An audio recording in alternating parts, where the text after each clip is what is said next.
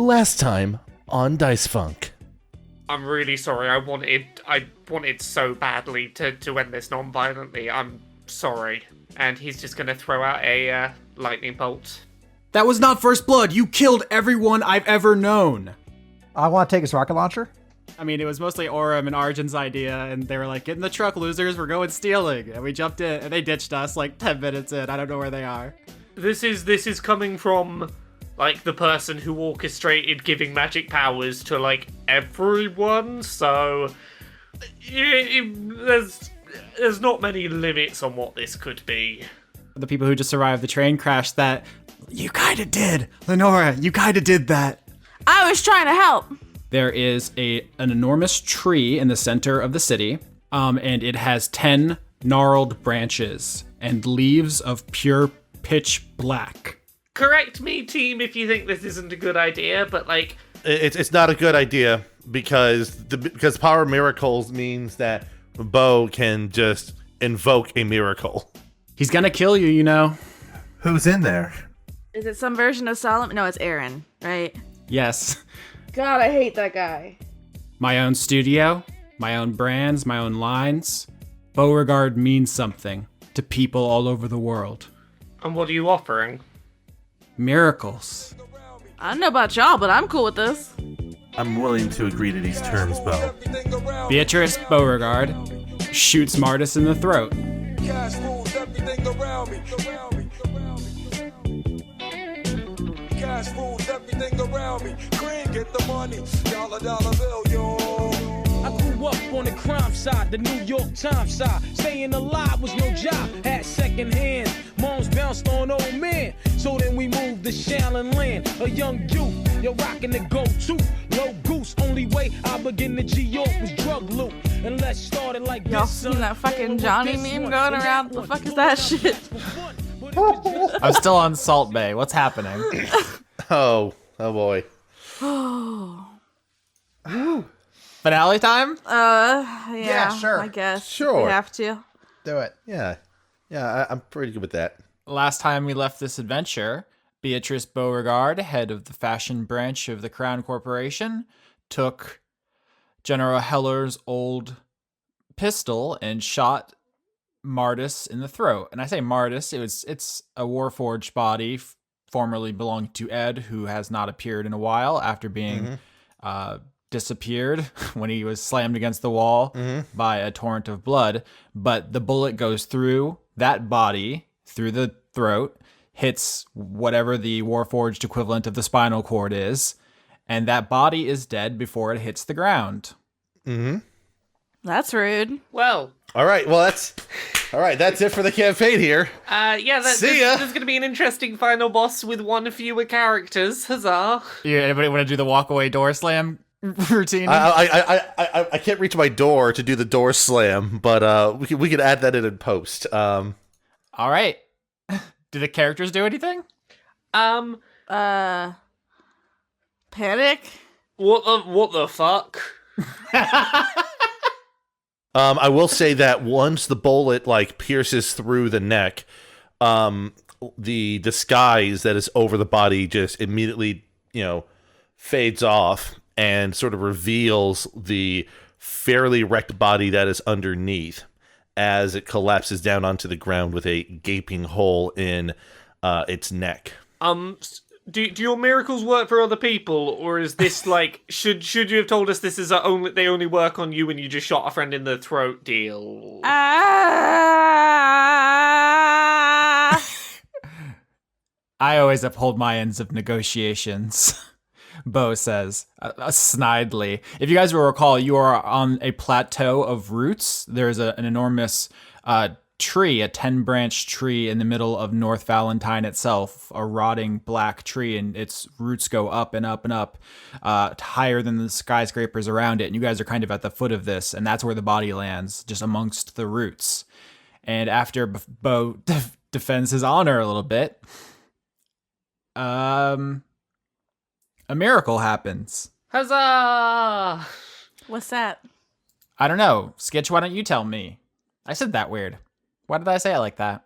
As everyone is staring down at the corpse of Renee Eddy, which is, just looking absolutely terrible. Lenora then feels a hand rest on her shoulder from behind and a voice saying, Oh, geez. That looks a lot worse than I thought it did.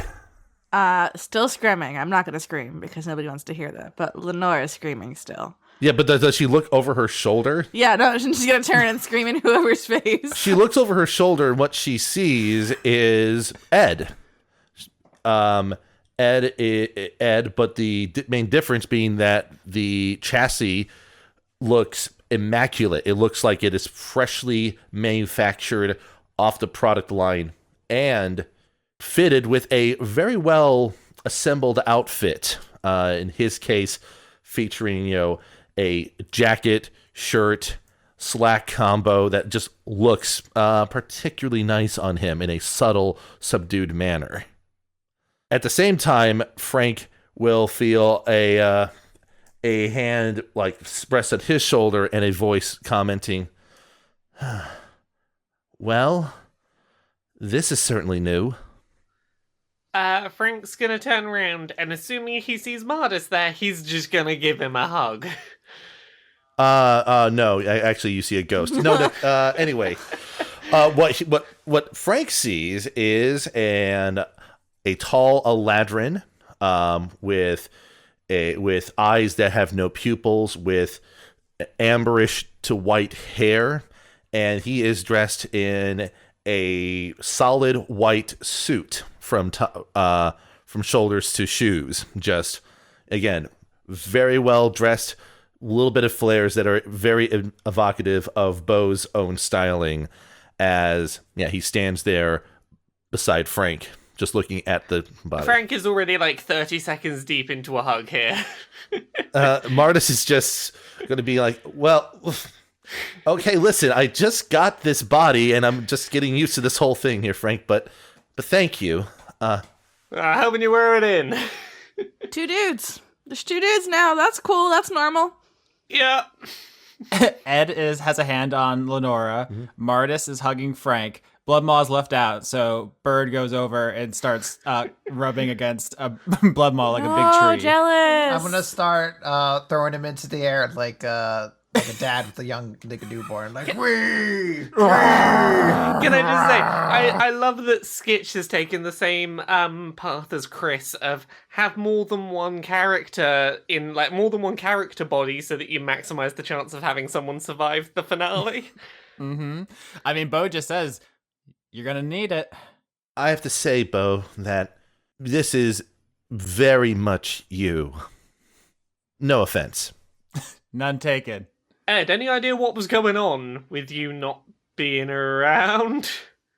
The answer is pretty simple. As far as I can tell, I was basically fried out and dead as soon as Luna's blood overtook my old body. Ah. The damage to the chassis allowed too much of those fluids to get into systems, and that interfered with how it worked. So, Stupid, gross lizard blood. I think someone asked a while ago what the effect of Nox would be on a forged, and Apparently it's not good. Apparently it's too wet. Too wet. Too wet. that being said, I appreciate the clothes, but I think we still need to get that body back so I can get my equipment from it. Yeah. Just to catch you up on where we're at, Ed. Yeah, we're in the middle of a second version of Valentine floating in the desert, trying to get to a vault at the center of it, which we think might have the heart of Valentine. And also, we're probably about to have to fight Aaron. He's probably going to kill us. You missed a bit while you're out. I'm sorry, I was just getting used to the fact that my joints don't hurt anymore, or rather, the close approximation to hurt, but I'm sure I'll pick it up as we go along. Yeah, just we're in the middle of Valentine. Everyone's got conduit powers. You've got to go beat Aaron up. Happy birthday. And since they're now 2, I'm gonna give Ed the authorization. Because then Mardis can use the other gun. Yeah, tell us about your loadout and levels. I'll start with Ed first, since this is a little bit straightforward. Since Ed's sorcerer levels and temporal sorcery was purely based on Mardis's presence in his body, he has been respec'd entirely, and in a subtle mechanical shift, he changed species from the homebrew Warforged that I was rolling with to the official Envoy Warforged from the Wayfarer's Guide to Eberron. He is now a level 6 rogue, level 4 ranger. His rogue archetype is Arcane Trickster. His ranger archetype is Horizon Walker. And among other things, just because it doesn't really matter for this session or otherwise, but just as a bit of flavor, he picked up the Observant feat and has expertise in performance, perception, investigation, and insight with a passive 26 in perception. Yes, sometime after this episode goes live, I'm sure that you will post the sheets in like the fan Discord, which is in the description. So. Yep. Oh yeah, absolutely. Yep. So he can just like passively see through time with a 26. I mean, it's just, his passive perception is exceptionally good. Also, both Mardis and Ed had stats re-rolled since their new bodies, and also to reflect the fact that Ed doesn't have a 5 strength anymore since this is a brand new chassis that he is in, which no longer was sort of manufactured at the request of Harker. So this is a new body independent from its original configuration. I'll have to go add in the authorization into my character role here in just a moment. Should I reveal everything about Mardis here? It's the last episode, so... All right. Mardis is an Eladrin, obviously. He is a level 10 sorcerer. As for his sorcerer's origin, I decided to say, screw it, and go and homebrew something in the past week. I have invented a sorcerer's origin for Mardis, which is his conduit. Because Mardis is the conduit of knowledge. Conduit of knowledge is a sorcerer's archetype that allows him to use intelligence instead of charisma for casting spells, and gives him access to every class's spell list. That's pretty dope.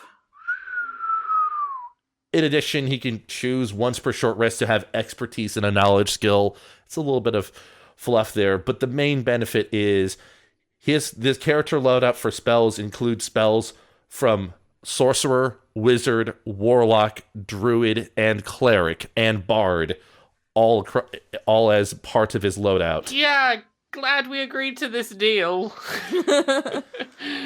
Hey, I was trying to think of various ways to allow Mardis to be able to do healing in some capacity, and this felt to be the most appropriate. I'm very okay with it. I would like my squishy friends to stay alive, and this sounds like a good part of that equation.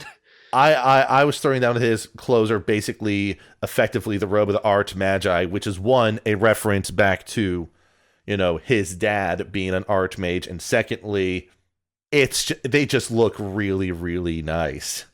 I would say they're sort of like a masterpiece of Bo's own design in this particular case. And I didn't describe Bo's outfit in this scene. I was reminded by listeners that it's very important for his characterization to be as fashion as possible in every scene. So I want to say I Googled some haute couture, and I'm definitely thinking in the climactic episode, Bo's pulled out all the stops and is in some like non-Euclidean like liquid metal dress, which has angles our clothes couldn't even dream of. It's shimmery and almost Lovecraftian. I'd say that there's probably elements of that in Mardis's suit design in particular. I think in order to like take in Bo's dress, you'd probably need something like a 26 in passive perception to even take it in. Yeah. So one interesting thing is that you made Mardis the conduit of knowledge, because his backstory is he's like a researcher who was researching the world of forms when he was turned into one by methods we're not sure of, and I don't think we're going to reveal that. It's like our Pulp Fiction suitcase, like what happened, But we didn't really consult on this, but it is worth noting. In Kabbalah, knowledge, or Da'at, is the location where all 10 Sephiroth are united in the Tree of Life. Oh my god.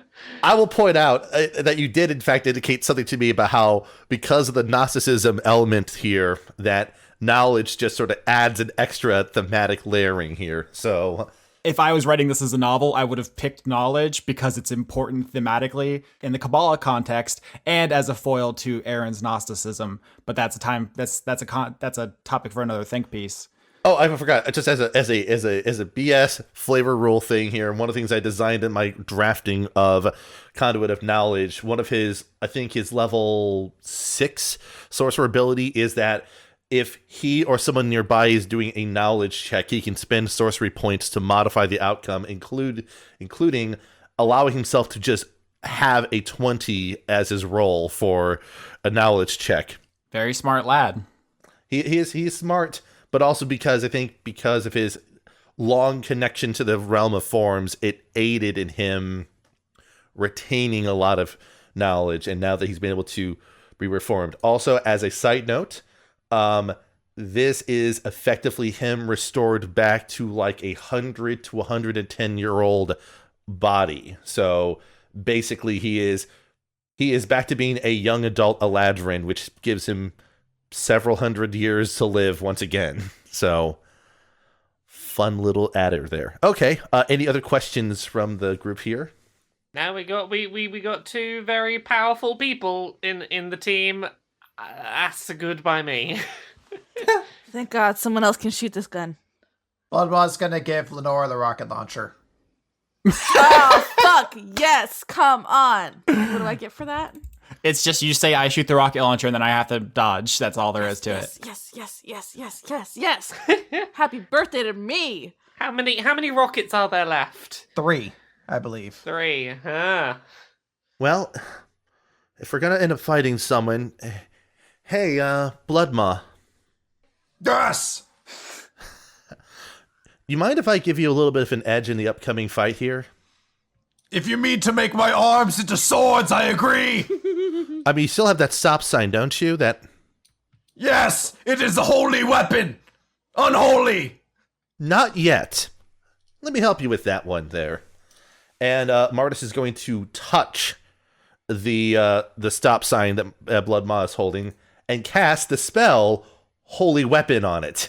The weapon counts as magical, and it deals an extra 2d8 radiant damage on hit, and it gleams in radiant light. Though in your case, it's probably more like it gleams in like fire. Blood. Somehow it gleams in blood. In blood fire, yes. Thank you! The fountains of blood that this will create shall be in your honor! This thing is going to show up in 8 seasons in the future as like some kind of sacred relic.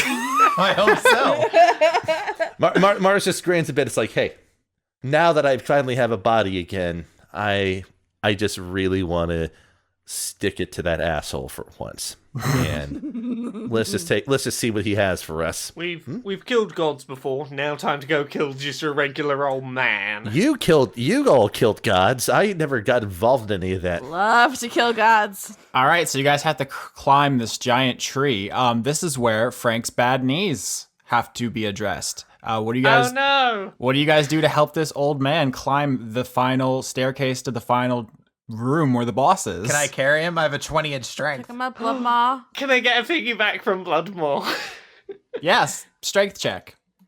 14. Not great, but you're gonna get there. So you guys have some time to walk up these roots. This tree is black and rotting, and it goes up so high like the air gets thin as you make your final trek up this slope. Down below you in the city, you see people fighting, just faceless dots below you. You hear the reports of gunfire. You see drones zipping here and there. It's like a full-on war zone down in the city proper. But as you get closer to the building in the trunk of this tree, you see what building it is. Who dat? It is the Supreme Court. Of course. Okay, yeah. And it is growing out of the trunk of this tree like a tumor. Thanks, I hate it. And you guys approach the doors. Big. I'm gonna go into rage. All right. I'm hyping myself up now. Yeah, like as they approach, Ed pulls out a Celerando, one of the regular pistols, snaps his hand, and then Conduit of Synergy kicks in. So he hands off he hands it off to the other hands, and he continues to approach. I have disadvantage for this fight, right? Yes, but you can just say I shoot missile launcher. That's so true. I have 3. God, thank you, Chris. You're welcome. / Bloodmaw. Thank you, Bloodmaw. I don't know why I started talking like Bloodmaw. Because I am infectious. It's the missile launcher. Like a tumor of awesome. All right, what do you guys do? I want to break down the door with my face. I want to knock and do shave and a haircut. Lenora goes, da da da da da da, and then Bloodmaw just headbutts the doors off the hinges. The doors fly off into the room. So you guys walk into the Supreme Court, or whatever this twisted version of it is, and the first thing you notice is that there's a sandstorm raging inside of this room. Okay. Yeah, I brought that on myself. Yeah. So just like outside on the approach to Valentine itself, a red, angry sandstorm that just strips flesh from bone with its ferocity is raging in here. But even with that, you can see several shapes in the room. The Supreme Court, it is the courtroom where Katarina Krakenbane was conscious for the last time. That was not her name. Katarina Brooks was her name. Freudian? Maybe. Who knows? Mm-hmm. It's that room, but there's several things that weren't here the last time you were. The first is a bunch of dead bodies. You don't recognize most of them. These are people who got past where Bo was. Either they got there first, or they just weren't hit with the time stop spell, or they snuck past somehow, and they got up here, and they are all slaughtered. You do recognize 2 people. Is it the Desert Dragons? It is the Desert Dragons, Orem and Argent, the wrestlers. The silver one has his head spun around facing the wrong way, all the muscles and tendons in his neck ripped as his head was spun around 180 degrees. And the gold one is broken in half backwards at the waist. Oh, they were kind of jerks, but I don't think they deserved this. And that is the kind of the story all over this room. There's about a dozen bodies, maybe more, of people who just had their heads punched off, ripped off, torn in half, just their spines broken, or just holes punched through their chests. Just simple, boom, you're dead, boom, you're dead, boom, you're dead. Just almost robotic. Another thing you notice in this room is that there is a metal tree. You will recall that the Ironsoft system was a bunch of computers and cores and machinery that looked like a tree, but now it is just a metal tree. Much larger than you remember it, like 3 stories tall inside this room, which shouldn't be able to accommodate it, but the physics in here simply aren't functioning correctly. So there's a 3-story tree in a 1-story room.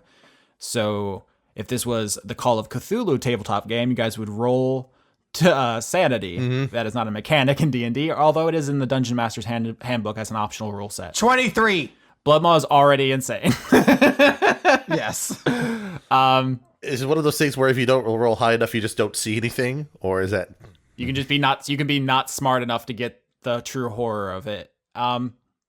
The tree, which is just a metal, leafless thing in here, if you're curious, has 32 branches, and it is over where the judge should be sitting, and it's just in that spot, standing ominously at the other side of the room. And then the last thing, as you may have already guessed, is Aaron of Aaron Aeronautics, the human man, decent shape. We've described him before as kind of a very handsome Black Jesus type. He's in a robe, relatively unassuming. You guys know that he is a cyborg. He has torn off his finger previously, but right now he just looks 100% human, standing in the middle of this sandstorm in this courtroom, just amongst all the dead and mutilated bodies. To be frank, isn't this a little bit of overkill, Aaron? You just wanted to say, to be frank. Yeah, I've been looking for an excuse to wedge it in before the season's done. Hey, Aaron, what's good? What's up, nerd basket? Do you want to die now? I love Bloodmaw. I'm disappointed in you, Mardis. I would love to hear why you're so disappointed in me, Aaron. You had what we all aspire to, a purity, a truth, something I cannot even imagine accomplishing, and you threw it away for what? The ability to eat sandwiches again? I mean... Bloodmaw will high-five you. The ability to sense and experience life. The chance to bring my friend back from death. Those all seem like pretty good reasons already. Frivolities. Utterly useless. That shit's all doper than your stupid metal tree. I may no longer exist in a non-corporeal state. I may no longer be directly connected to the realm of forms, but that doesn't mean I lost what I remembered from that plane. Remember all you want. You were once a beautiful light in this dark world, and you are now a flickering light bulb in a basement. He's horny for Mardis. He was horny for Mardis. He's not anymore. Last time we met, I said Ash was right. I meant that you needed a push to take on your true roles as innovators. But now I see he was right in another way. Uh-huh. You all must be destroyed so that something worthwhile can grow from your ashes. Oh, jeez. So, if you're so confident you're going to kill us, just level with us. If we kill you, do we, win this whole thing? Is that how this works? Of course. You cannot open a vault without a key, and you cannot have the key while I still breathe. Okay, that is a nice, simple, direct answer about the terms of what we got to do. Thank you very much. That's more than most people give us. That is the experiment. All I can say is, it's not nice to meet you, Aaron. My name is Mardis Valamin. If you want to refer to me by my conduit state, you can refer to me as the conduit of knowledge, Aaron. Do you seek to antagonize me, elf?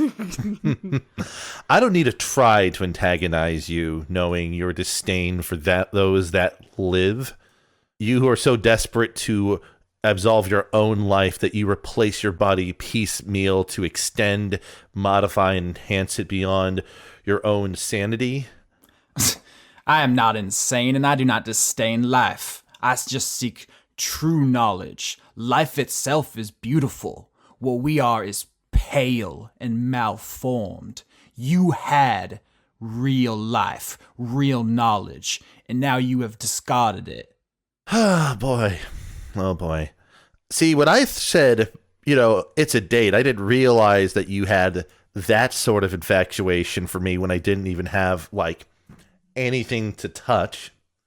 But whatever floats your boat, or in this case, it's likely to sink it. Austin? That's me. You described this room as full of, the sand that's going to tear all your skin and stuff off if you walk in. Are we able to walk into this room without being, buffeted by sand?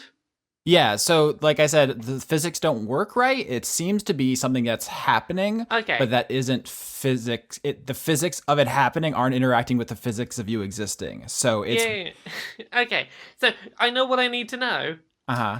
Frank's going to cast Immolation. Damn it, I was going to fire the rocket launcher. Well, I was just... Everyone is so horny to get the first hit. Damn it. I was about to say eat shit. I was going to do something better than get the first hit off. What were you going to do? I was going to cast a spell called Aid. And I was going to cast it as a 4th level spell. So I get to choose 3 creatures within 30 feet, which will be Mardis, Lenora, and Frank. And all 3 of them have their maximum hit points and hit point total increased by 15 for the next 8 hours. So, I was pretty horny to get that first hit in, but now that I hear this, knowing I'm a very squishy character, I think Skitch can get the jump in, I think. What was the last part of the conversation? Because I think the best Yeah. possible version of this is there's a snappy line, and then all of you, the whole team attacks in unison. Yeah. Because after an entire campaign of Yeah. you guys being selfish and disorganized, you're finally going to come together in the final boss fight. I view Mardis saying, he's like, oh, whatever floats your boat. In this case, it's likely to sink it. And he just snaps his fingers, and like a bit of divine light flows over his body, as well as Lenora and Frank, as they are bolstered by divine energy to have more life to sustain themselves. We're all beefy now. First, I need to make a dexterity saving throw for the rocket. Oh, I crit. Fuck you! No, I love this. Is really good. So you just fire a rocket as soon as he says it might sink your boat. Still 11? 11 damage. The rocket streaks across the room, and he extends a hand and just grabs it, and it explodes in his hand and like rips some of the skin off his fingers, but it's still a pretty baller move because it keeps it from hitting his body. Fuck your fingers. And then we do immolation. What's the card and what's the save? I've done immolation before. Did I give it a card? It's Florida's sun. That's immolation. Oh yeah, That's right. Florida Sun. I activate Florida Sun for an Florida. immolation. Dex save. Schmordas. 9. He fails. Okay, so that's going to be 8d6 fire damage to start. Fuck. All right, and then we'll say during this whole fight, the Florida sun's in the back of the sandstorm because that's exactly where it belongs. It's wearing sunglasses. So that's 29 damage to start. All right, 40 damage before we even roll initiative. You guys aren't playing around. Yeah. Can I do something? We're about to roll initiative, so He's scary. unless you threw something at him. I don't want to throw something at him. I want to go into a frenzy, which is an additional level to a rage. Oh, you're going Berserker Frenzy? Yes. Oh, might as well, to be fair. Now we're all beefy. All right, roll initiative. Ed's initiative is 16. 14. Mardis's initiative is 17. Frank is 19. 12. Frank, Mardis, Ed, Bloodmaw, Lenora, and then Aaron. All right, Frank, you summon the Florida sun, and it begins scorching him as it hangs out in this background of this scene. What do you do? I'm gonna try and cast. Let's go for lightning. Lightning's a fun one. All right, that's a dexterity saving throw. 20. Okay, so you take half damage instead. 21 damage from that. Nice. Halved is what, 10? Yes. So this man is on fire, and you hit him in the chest with a lightning bolt. At the end of your turn, he can do something called a legendary action, which he has several of. He can spend points to use every turn. I won't bore you with all the math. The important thing is you see underneath his skin, the machinery that generates his chi begins glowing, and he holds out a hand, and he fires off a chi blast at you. Frank? This is targeting me, right? Correct. Okay, can I use my conduit of protection to deflect the shot? You really should. Yep, that's what I'm doing. Wisdom V17. Let's see. Yeah. 15, he fails, so he has to pick a new target, and he is going to pick Mardis. Cool. Mardis invokes shield, so it misses. Automatically? Mardis's AC becomes 24 when he invokes shield. All right, as his Kamehameha bounces harmlessly off your cool elf shield, and it is Mardis's turn, in fact. Mardis is just going to start off simple here. Mardis is going to point his fingers at Aaron and just say, let's roll the dice and see what we get for this one. And he's going to attack with Chaos Bolt. 19, does that hit? Sure does. An attack. Okay, now I need to roll what type of damage it is. It is poison damage. So, Aaron, in this case, takes 2d8 plus 1d6.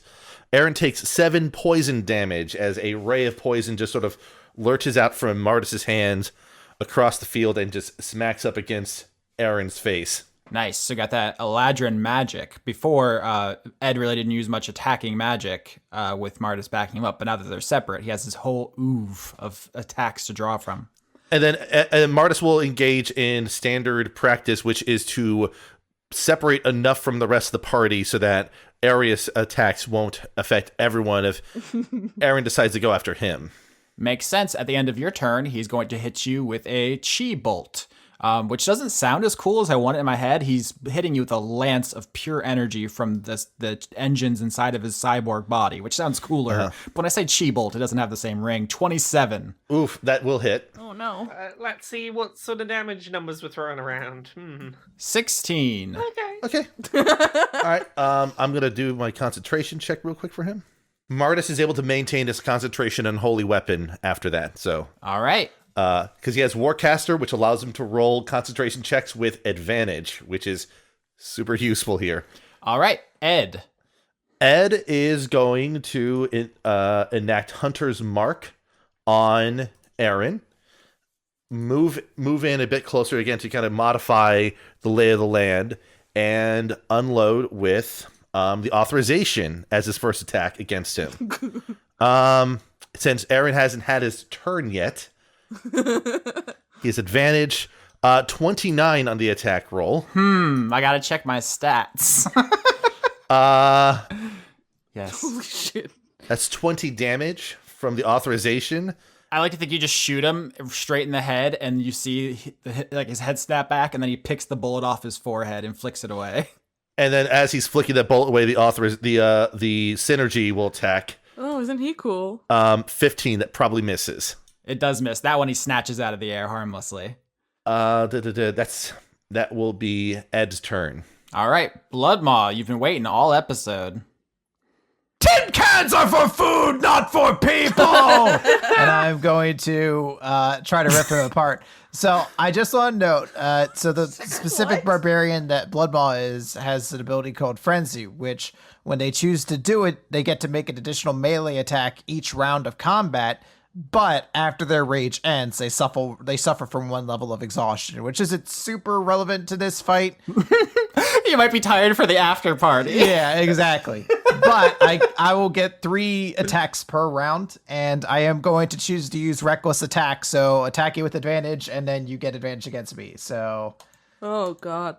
27 for the first hit, 19 for the second, and 26 for the third. All 3 hit. All right, hold on. I gotta do a lot of math here. Yeah, there's that. So the bonus damage from Holy Weapon is 6d8, Right. plus whatever your weapon damage is. So I'm also going to use the Conduit of Carnage to turn one of those into a critical hit. Of course you are. Afterwards, you'll get to attack me. So hold on. Let me do this math here. So it's going to be... Math. On my good Christian podcast? 84 damage. Barbarians are fucked. Holy shit. Especially when the Eladrin knows knowingly to boost his weapon. Now, to be fair, if Aaron survives, he gets to attack me. Oh yeah, he survives this. And he gets advantage. Yes, you guys realize as soon as you bring the stop sign down, and it's a streak of blood, as you said, blood magic, and it slams into Aaron's, like, say, shoulder, and actually goes in a couple inches, unlike the bullet, and does 84 gosh dang damage. Aaron, like, locks eyes with you, and he says, "Pretty good, monster." Roombas aren't supposed to speak! Oh. And you realize it's a good thing there are 5 of you and not 4, because this is going to be a very difficult fight. Okay. Let's not get total party wiped, please. I mean, we've done a lot of damage. How much more does he have? That's so much. So Aaron pulls back his fist. It glows with chi energy and consumes his whole arm. And he does a one punch man right into Bloodmaw's abdomen. Let's see if he hits. 30. That's a miss. 17 damage from that punch. That's just the base damage for that weapon. That's a pretty... Oh, that's fucking nothing. That's just his punch. He can punch harder than any sword in D&D. Fair. It just looks sad compared to the 84. Yeah. So Bloodmaw, is your turn over? That'll be my turn. He's going to use a legendary action to punch you again. Okay. You get advantage. 19. Shockingly, you almost missed, but yes, you do get it. All right. I think you have about a 15% chance on a regular roll to miss Bloodmaw, and that's it. So if you want to just speed up things, you could always just roll damage immediately. It's all about crit fishing at that point, honestly. Yeah. He punches you again for 15 damage, so 32 as he wails on you in return for your stop sign affront. And it is your turn, Lenora. All right, Constitution saving throw. I'm casting Blight. Ooh, he's very con because he's a robot. Damn it, I knew it, but so much damage I had to try. Oh, come on, 14. Fuck you. All right. Oh my god. Please, dice gods. You killed the dice gods. 39 damage. Yikes. All right, so you actually see where he caught the first rocket and his skin was a little bit fried away. It starts to dissolve off his body and he just has one of his hands is just a robot Terminator hand. That's pretty cool. Yeah, he is pretty cool. He's out of legendary actions, so he does not Oh, thank Christ. he does not shoot you through the stomach, but he gets them back during his turn, and guess what? It's his turn. No! Aaron says, "This is why I tried to recruit you for the experiment. I assumed you'd be the ones to get here. We could have saved so much senseless death. Look around you. This is your authorship as much as it is mine." Except it's yours, though. Yeah. A witty retort, Frank. Well, like, I'm just being direct with you. Like, you did this. We got a lot of people recently being like, "Oh, these things are everyone's fault." No, it's your fault. You made choices. You did it. This specific thing is not our fault. Bloodmaw usually enjoys taking claim of all carnage and murder around him, but this one's on your hands. Mouse pads, whatever those are. Aaron, if only I could care less about what you're saying right now, I would, but I just can't. I'm sorry. All right, I think you all care about this, though. No. A little please. glimpse at the kind of power the vault holds. And he holds his arms up, and the machinery inside his body glows so bright you actually can't see him much anymore. It just overtakes his body is how bright it is, and he is just an incandescent light man for a moment. And behind him, you see the Ironsoft, the metal tree, begin to glow. And he says, "I now have the power to touch the world of forms itself, to summon the powers that bind the universe together, the kind of power only a leader should wield. And I will show you how to use your authority now." And he summons, using the Ironsoft, power itself. Sweet. And from this giant metal tree, the ghostly figure of Saint Luna, the giant horned toad, which is, once again, it's not a toad, it's kind of lizard. The giant horned toad crawls out of the tree as if the metal tree is giving birth to it. But it is ghostly and not fully formed. And it shoots blood out of its eye he really hates Mardis. Okay, good. So dexterity save Mardis as he tries to blast you. This is the thing that killed Ed. I was thinking about making it hit Ed, but he doesn't care about that. It's not what he would do. 20. All right, you save. He's lucky he's not a full god again, because I'd have to fucking stomp his ass. All right, and you take half of 32, is just 16, as a blast of blood hits you. Fuck. And the figure of Saint Luna gets dragged back inside the tree, but you see that's what it can do. Cool. Mardis maintains concentration on holy weapon after that. And it is now Frank's turn. Oh, before Aaron's turn ends, he's got to take another. He's got to do a wisdom save. No, not a wisdom save, a dex save. He's got to do another dex save. Not very good at that. 15. He's gonna take another 4d6 fire damage. Fuck yeah. He didn't put out his robe, and so it burns up his back. So that's 13 more damage, and this continues. So the end of his next turn, he'll take another 4d6 if he fails again. All right, and now it's Frank's turn. Okay, I'm gonna cast Vitriolic Sphere, so I'm gonna need another dex save. Hey, could you attack his Constitution? He's really good at that. No, I'm gonna stick with Apparently not good my enough. dex spells, I think. 4! Okay, so that's gonna be 10d4 damage, acid damage. Oh, and then he's Christ gonna on a take an stick. additional 5d4 acid damage at the end of his next turn. I mean, listen, you're in the middle of a sandstorm experience. You might as well be doing acid. You know. Fucking Burning Man in here. Okay, so he takes... Oh, that's a lot of ones on that. He takes 18 damage of a possible 40, but he's going to take another 5. He's going to take another 5d4 end of his next turn, on top of possibly another 4d6 as well. All right, you hold up the card depicting the acidic hamster, and you summon a angry ball of fuzzy fury, which streaks across the courtroom, and it hits Aaron square in the face. And he reels back from it, and like hands to his face, like, you hit me in the face with an acidic hamster. Everyone knows how much this sucks. Very relatable. And then he turns back, and you guys see that his face is melted off, and it's just cyborg face now. I hate it. In fact, we have reached a health threshold. So, Oh, shit. next phase of the fight, the room warps and shifts. And begins to basically bleed out of this reality. So we talked before about how the color was bleeding out. Things were becoming becoming desaturated and monochrome. Mm-hmm. That happens, but with reality. The courtroom bleeds down out of the room you're in. And you see fading in its place is the quarter round arcade. All around you are arcade machines beeping and whirring, their lights flashing, the eye catch screens promising all kinds of cool entertainment for the kids. There's a bar. It's eerily silent except for the screaming sandstorm in here. And now would be a really great time to tell us about the security system you never told us about before in here.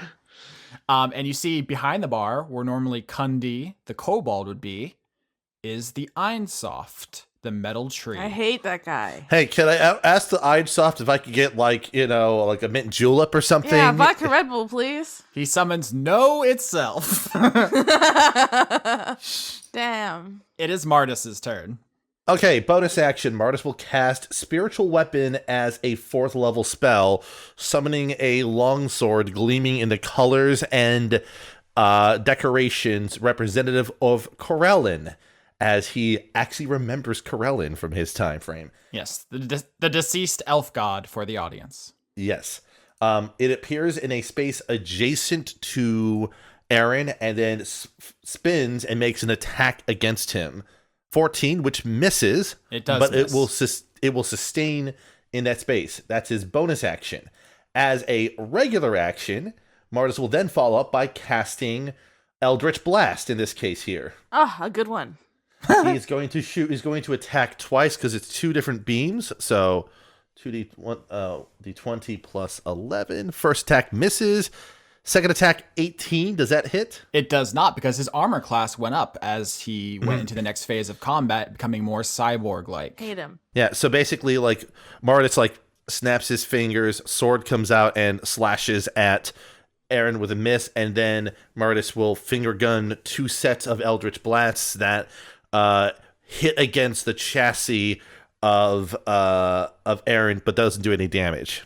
Correct. And at the end of Mardis's turn, he's going to use a legendary action to hit you with a Chi Blast. 27.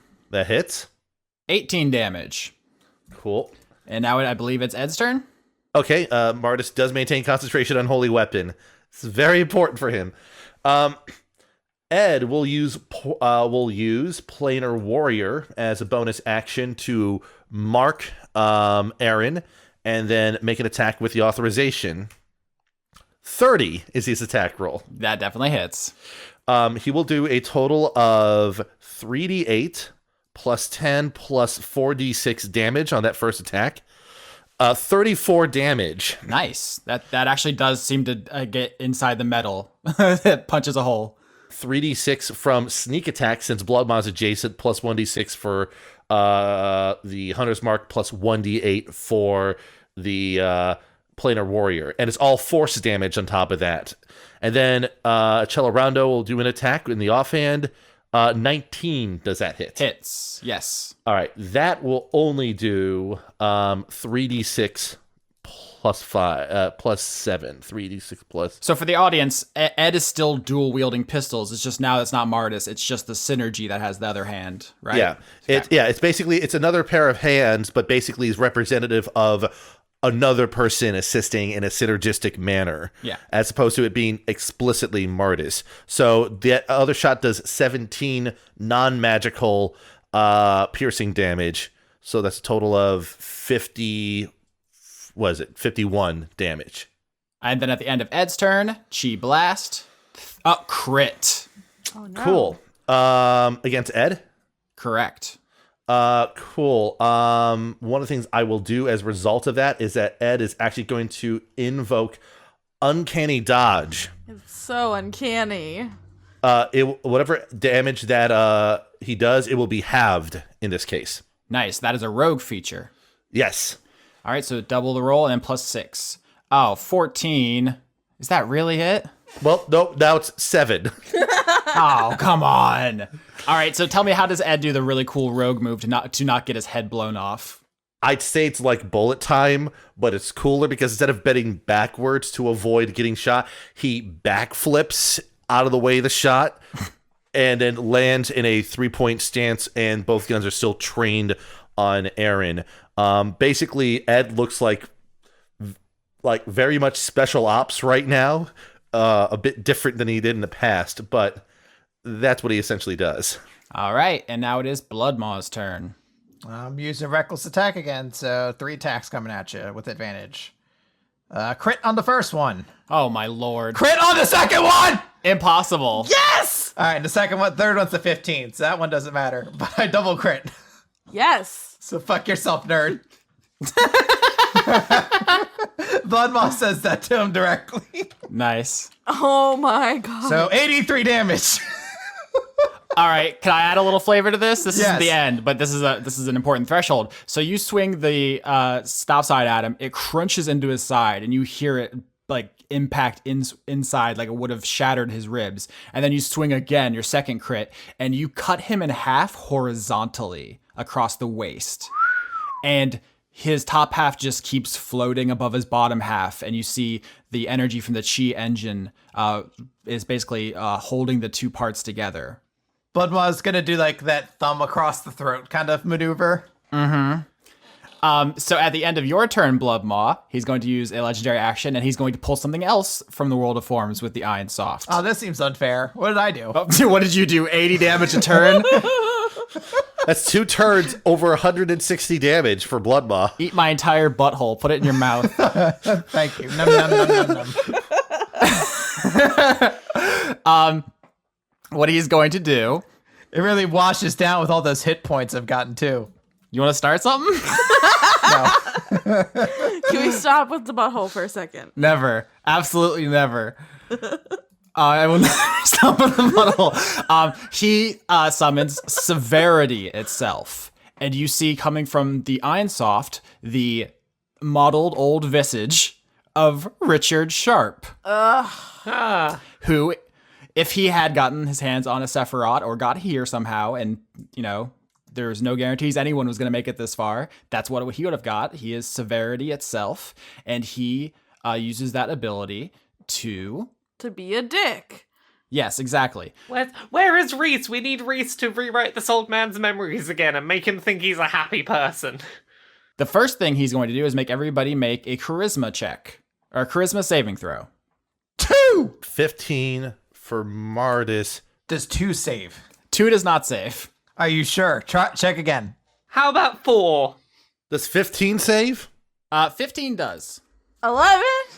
All right, so only one person saved. Yo, it's Ed. It's your boy. Damn my disadvantage. I have a feeling I know what you just did here. Do you? I'm going to guess you did Dominate Person? No, this is equivalent of the effect Slow. Oh no, that's so good. On a failed save, the creature can't use reactions, its speed is halved, and it can't make more than 1 attack per turn. In addition, you cannot use an action and a bonus action in the same turn. Doesn't affect my turn. You will need to make that check every turn. Okay. To break it. But right now, the severity of this abusive father is beating you down. It's like a wave of red magic washes over you, and everybody but Ed is... Oh no, my self-esteem. Yeah, basically, no, he attacked your self-esteem so badly that you're not able to fight at full effect. That's what just happened. Other than the not being able to do a bonus action, that's not hugely affected the way I fight. I just do one thing a turn. All right, so Lenora, it's your turn. Eat shit, fuckface, dexterity saving throw, it's rocket time. I hate rocket time. It's honestly my least favorite time. Wouldn't Bloodmaw also need to do the next saving throw? Oh, is she like next to him? Yeah, Bloodmaw's adjacent to him. Yes. Chris, are you okay? Too late. 14. 13. We both failed. Oh, I'm sorry, Bloodmaw. You will get yours.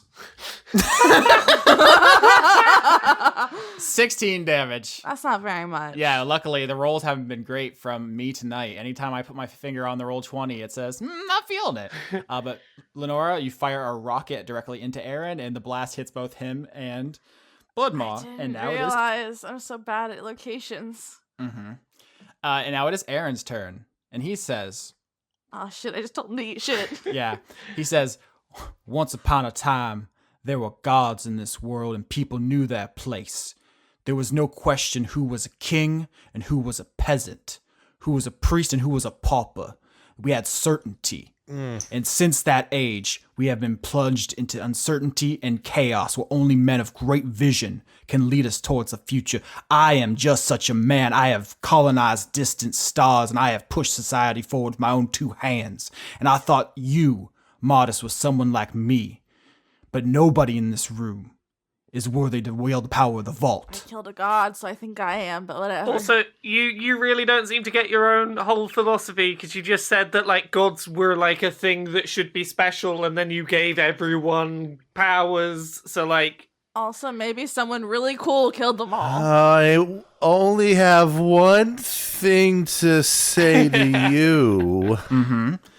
I still find your fascination and frustration and disappointment in me deeply satisfying, Aaron. Enjoy it while it lasts, Mardis. It will be the last feeling you get to savor in this world before you are gone forever this time. Oh, he's so angry horny for Mardis. So he punches Bloodmaw and tries to fire a beam through him into Mardis. Shit, I'm sorry, Bloodmaw. 28, 22, crit all on Bloodmaw. He's trying to get through him to hit Mardis. Yeah, well, I mean, all those will hit. It's like that episode of Parks and Rec where Larry doesn't vote in time. I feel like that with me hitting Bloodmaw. 34. How you doing, Bloodmaw? I'm still up against all odds. Could you do with some help? Are any of those considered non-magical for some reason? Absolutely not. Could you do with some help? It certainly would be appreciated. No. Are those attack rolls also towards Mardis? No, I was hoping to take down Bloodmaw and then hit you with the what's the word I'm looking through? The penetration? I don't like using that word. I tried to think of another one. I fucked up. But no, Bloodmaw unfortunately survived. Yeah, the puncturing. Yeah, the puncturing. All right, it is now. Is that the end of Aaron's turn? Oh, I got a save. You got no. Well, first of all, you take some guaranteed damage. Roll the save first. Let's just see how big we get this roll to be here. 21. Shit. Okay, Florida Sun is gone, but you're still going to take 5d4 acid damage at the end of this turn. Hate it. Rub that hamster on him. That's another 11 damage. All right, so you actually burn away like most of his robe. He's like nearly naked now, and standing in the middle of this arcade. Okay, and is it my turn now? It is now your turn, Frank. Okay, Florida Sun is gone, so I'm going to cast another Florida Sun. It's another immolation time. Dex save on 17. 16. That is not quite good enough. 10d4 time. Oh no. Oh, yes. 31 damage.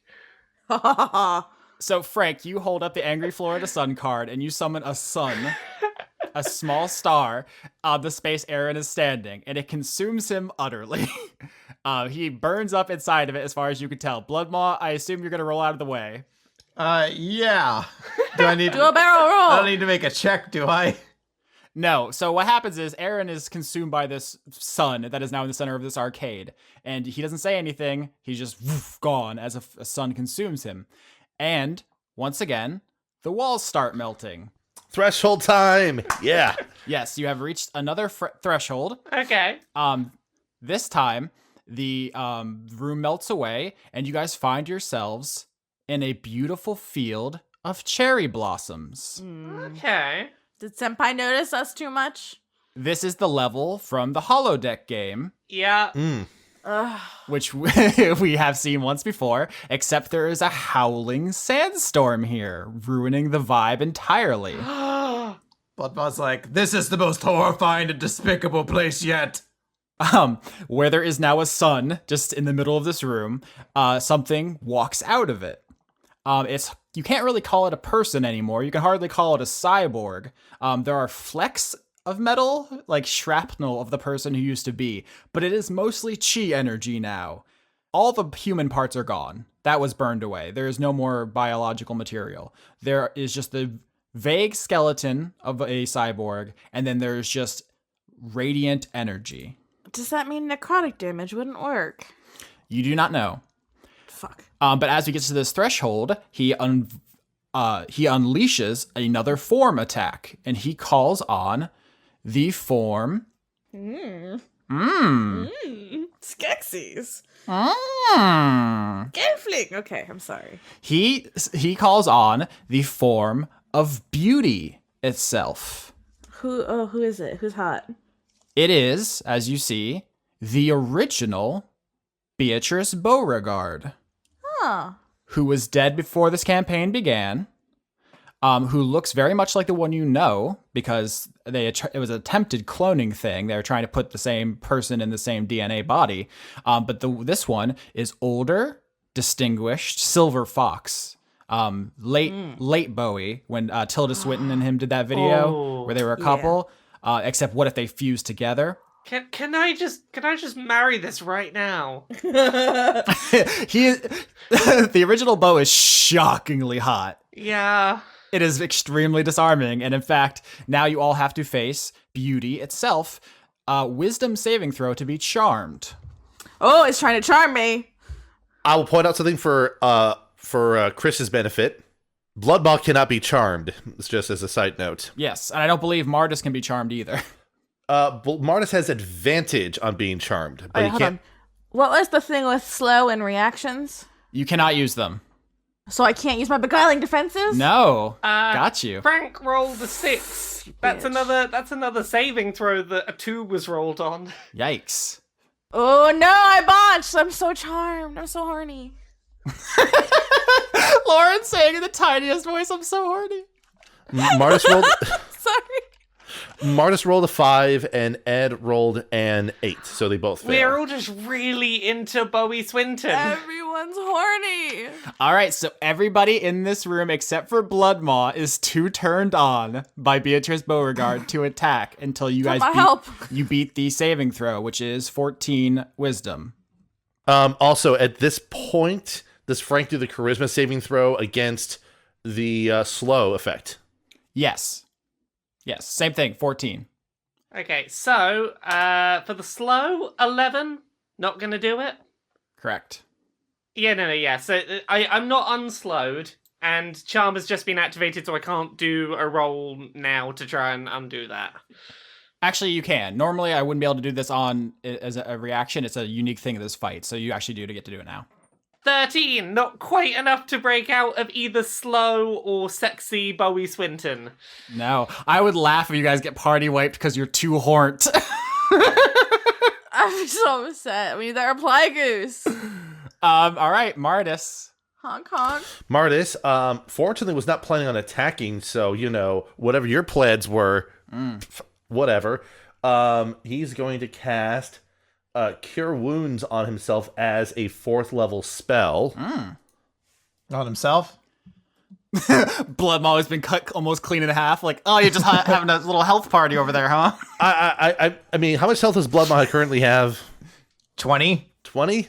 Shit. Mardis is at 40, so that's okay, fine. I'm gonna roll this back just a little bit. I'm gonna do something that's even more fun than doing that. Mardis is going to spend a sorcery point to do distant spell on Cure Wounds, and at range he's going to use Cure Wounds as a 4th level spell on Bloodmaw from a distance. So basically, Cure Wounds, normally you need to touch somebody to do it, but he's casting at distance and heals 19 to Bloodmaw. Okie dokie. And then he's going to do his sets of saves, so D20 plus 7, 14, so he's no longer slowed. Nice. Roll d20 plus wisdom. Ooh, that first one fails. Second one succeeds. So Mardis is broken out of both of those conditions. Nice. And now it is, actually I would say it's Ed's turn, but no, you're going to get chi blasted, flavor blasted, if you will. 30. It hits. 13 damage as you get lanced again. Yeah, he maintains concentration on holy weapons still. All right, and now it's Ed. Ed cannot attack on this turn, which is Ed will see that Mardis is hurt and make a beeline over, and he will cast Cure Wounds on Mardis as a second level spell. So, yes. So what Bo said outside, which is there's no future for you up there, meant if you guys didn't have a healer, you're all gonna get wiped. And he's gonna heal Mardis up for 12, and then we'll do the save. Actually, wait, he's charmed, but he has his full bounty of actions, so he will do that, and then use his bonus action to Planar Warrior mark Aaron. And that is his turn, and then he will do his charm save, which he fails, so he's still charmed. All right, Bloodmaw. All right, so I only get one attack, but might as well make it a good one. So I'm going to use Reckless Attack on this. So 2 attacks with advantage, or 1 attack with advantage. 23. Absolutely. All right, and I'm going to make that into a crit. So you will get your attack roll afterwards on me. Oh. After you take 35 damage. All right, you swing your stop sign through its body. It's still he, but it's hard to tell that, and you swat away most of the metal bits in it. It's kind of just an energy man at this point. And then he's going to use his legendary action to attack, and then he's going to take the Conduit of Carnage attack, so 2 attacks. Yep. 16 and 27. Yeah, those both hit. Oh. 17. Okie dokie. You survived? I'm still up. And we're going to try to make our charisma save 14. Hooray! Yay. Yay! So next turn, Bloodmaw can go ham. Yeah! I'm going to be dead before then, but... That's fine. If I can break out and start healing you, I'll heal you if I can, friend. And Lenora. I can't do anything.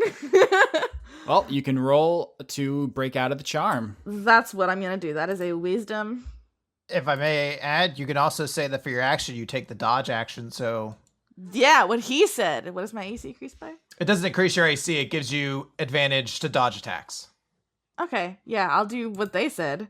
And then I do not break my charm. I only rolled an 8.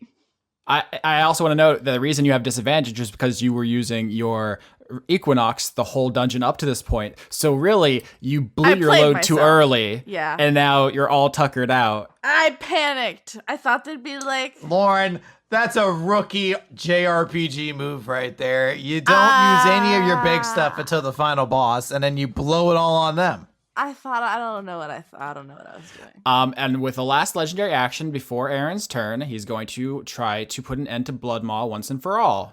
Please, no. 22. That's a hit. Oh boy, oh boy, oh boy. 16. I am still up. Yes! No Yay! way. I swear to God. All right, fair enough. Oh, he's so strong. How still up are you? Let's say it's a single digit. Wow. Aaron turns, this creature of pure chi, energy, and will, and just socks you in the stomach so hard. He's trying to punch through your body so he can hold your heart out through your back of your body and crush it in his palm. And he's just this look on his... He doesn't have a face anymore, but if he did, he'd be like, damn it, I was so close. Suck eggs, queef basket. All right, it's now Aaron's turn. And he says, do you all really not see what I am trying to do here? To give the power of the forms to the populace so that they might create a world as glorious as we once could have had under the gods, where people of vision and power could achieve their full potential. We could have even a fraction of perfection. Could you have made this a town where you say, hey, line up and you get superpowers, not one where you have to murder each other for a vague prize? Have you ever heard of not talking more? Being quiet and shutting up? How do you even talk? You don't have a mouth or lungs anymore. Yeah, it's just the voice coming from the energy guy. And he says, the experiment is specifically to weed out those without the drive to achieve. Those without ambition. God, you love hearing yourself talk. All right, he's going to try to punch Lenora to death because I deserve it. you trolled him too hard. I do deserve it. Good, because you drew attention away from Bloodmaw for a second and he might survive long enough to do many punches. I haven't had any damage yet, so I mean... Yeah, it's funny because normally you have to take some kind of ability to draw aggro, but Lauren just roleplayed herself into getting punched to death. So. Oops. I think Austin's just actually mad at me. All right, so the first one's 15, second one is 16, third one is 23. They all hit. All hit? They all hit. Good luck! Talk shit, get hit. Conduit of protection. Ah, all right. I love my dad. All right. Wait, so- are you broken out of the slowed state? No, I'm still in slow state. So you can't- Oh, this is such drama. It's like tennis. No. All right. You also have the extra 15 hit points, Lenora. Remember that. So Yeah, but I mean... All right. So this is gonna be +6 here, right? Yeah. All right. It's actually before I roll this, I want to say it's 6d6 + 6. So draw your own conclusions. yeah, the number of the least impressive person. Yeah, 30. 30 damage. Is that all of it? Yeah. That's all? That's it? Is that what you say? He fires 3 beams of pure energy into your body. What? And you say that's... I mean, it ain't nothing. I don't like it, but I expected much worse, honestly. All right, fuck around and find out. Oh, no, I'm so doomed.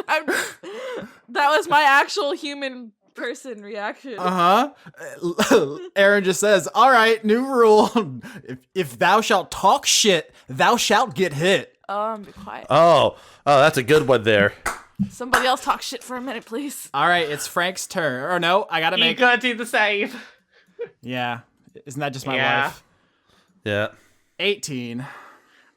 You break free. Fine. All right, Frank, your turn. I'll give you that. My turn. Time for vitriolic sphere again. Dex save. Thought there was healing coming my way. Yeah, seriously. Yeah. I thought you were going to heal Bloodmaw, but nope. Can I do my healing thing? I thought I couldn't do bonus actions. No, you can only do an action or a bonus action, not both. Okay, I'm going to activate my conduit ability Aura of Vitality, so I've got a healing energy field for 30 feet. Let's hope that includes Bloodmaw, and I can only choose one creature in the area to regain 2d6 per turn, and I'm going to make that 2d6 be Bloodmaw. That's fair. He's doing worse than me. Thank you. Okay, 7. That's not gonna break me out of slow. 20. I break out of charm. So you can now do stuff. There you go. Thank you. You are one beautiful, beautiful person. Frank's like, I'm very horny, but not horny enough to die. All right. So Bloodmaw, did you roll for health? Oh, do I roll it? Okay. Somebody needs to, because I'm about to shoot you, dog. Don't do that. I get 6 back. That's not gonna be enough. 31. That's a hit. Fuck. 8 damage. I'm still alive. You cannot still be alive. Someone else get a heal in, please. I kept Bloodmaw alive for like a minute. Was that the difference? Would you have died if Frank wouldn't have healed you? Yes. Yes. Mardis, your turn. Sweet. Mardis will move in a little bit closer and use his action to cast Mass Cure Wounds, causing himself and all allies to recover. Let's see here. 21 hit points. Fuck yes. No, everyone stop, because Aaron uses the Einsoft to summon I hate him. authority itself. And Justice Alistair Oh, I love her. comes out of the metal tree, a ghostly form, of course, not the real thing, and with a mighty gavel, rejects that spell. Gabba, gabba, gabba. Oh, okay. So does it mean that it just doesn't cast at Correct. all? Or the ability is countered. That is what the conduit of authority allows her to do. Let's see here. All right. Well, since he uses action to cast a spell, he can't cast Healing Word, so he can't provide any healing at the moment. He will use his bonus action to attack Aaron with the spiritual weapon, and that will hit with a 27. And that will do 14 damage against Aaron as the longsword gleans through him. Yeah, you just cut the energy form in half, and just like when the body was kind of in two pieces holding together with energy, this one is rapidly losing form. You done? That's his turn, yeah. All right, he's going to do a chi punch on you. Okay. 27. That will hit. 17 damage as he slams an energy fist into you as you guys are sword dueling, sword against fist. Yep. In the middle of this cherry blossom field that's inexplicably in a sandstorm. To explain, the sword is not actually being held by Mardis. It flies around on its own, but yeah. Yeah, that does rule. Yeah. It's important that you told me that because it rules. Ed, your turn. Let's see here. Ed is still charmed right now, which is a problem. So he cannot do an attack against Aaron at the moment. He is not slowed, though. So what he will do is use his bonus action to disengage, move in close enough to use his action to cast Cure Wounds as a second level spell on Bloodmaw, and then retreat back without provoking an opportunity attack. So that will do 2d8 plus 3. That will heal Bloodmaw by Come on. by 5 as he then retreats back. So rude. And actually kind of stares down Aaron as he does so. Like almost any sort of like, go ahead, try and hit me, comma, shithead, his sort of look. All right. Bloodmaw, against all odds, you are somehow alive.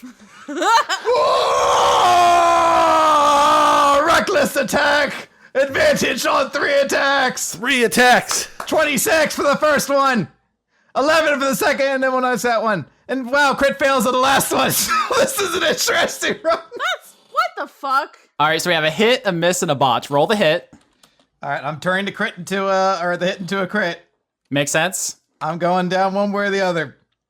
So 46 damage. Wow. With the stop sign, you swat off the energy being's head. It just disperses into the cherry blossom field.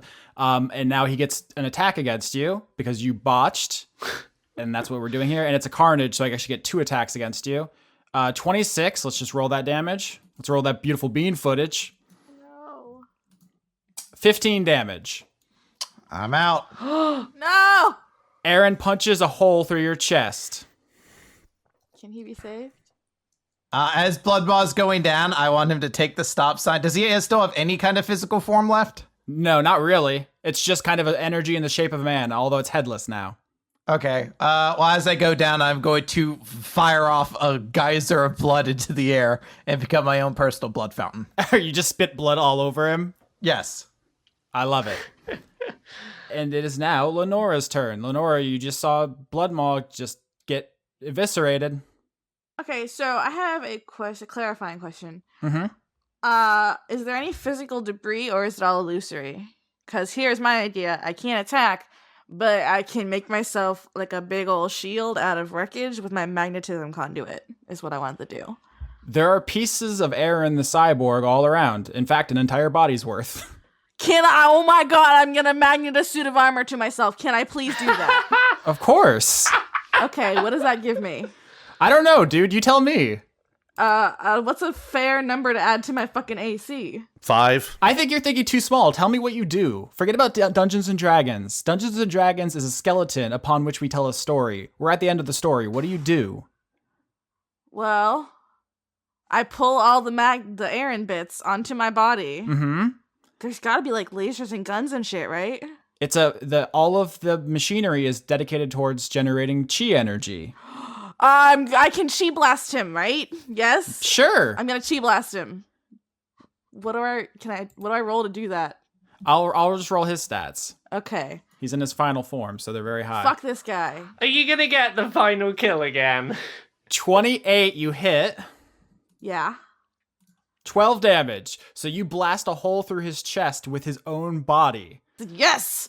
So the cyborg that was Aaron is now around Lenora. You're wearing him like a suit, and then you use him to blow a hole in him, which is pretty raw. Stop hitting yourself. And the figure falls to its knees in the middle of this field, and the sandstorm starts to abate all around. And the figure in the middle of the field says, I guess I was right the whole time. Right about what? When I received my vision in the desert, I was charged with a holy mission to find the great men who would lead our civilization out of the mourning period left in the gods' wake. For a moment there, I doubted my wisdom in putting so much hope in you and your team. But you have proven you have the power to rule. You have the power to change the world. The ability to murder you does not translate into the ability to rule properly. I'm not mentally healthy enough. Yeah, like, I appreciate the sentiment, but, like, we're still working out if we know what we're doing. I like Mardis is doing something to interrupt people talking. Uh-huh. And that is, he's going to walk up, put the gun up against, like, Aaron's, like, thing they're still saying, they just, like, shoot it point execution style. All right, so he's giving his monologue about how you guys need the strength to rule, and this whole experiment was about making something, basically making people into forms as perfect as they can be to rule the way the gods used to. And you just walk up and you put your gun against where the head used to be, at which point he summons Aaron himself. Damn it. From the Einsoft, and the body of chi energy dissipates. And kneeling in front of you, in the middle of this field, is a 24-year-old man. Flesh and blood, just a human man in a ratty robe. Oh, he's just a guy. He's just a guy. Just a regular guy. Go on, then. You deserve it. I am going. Let's see here.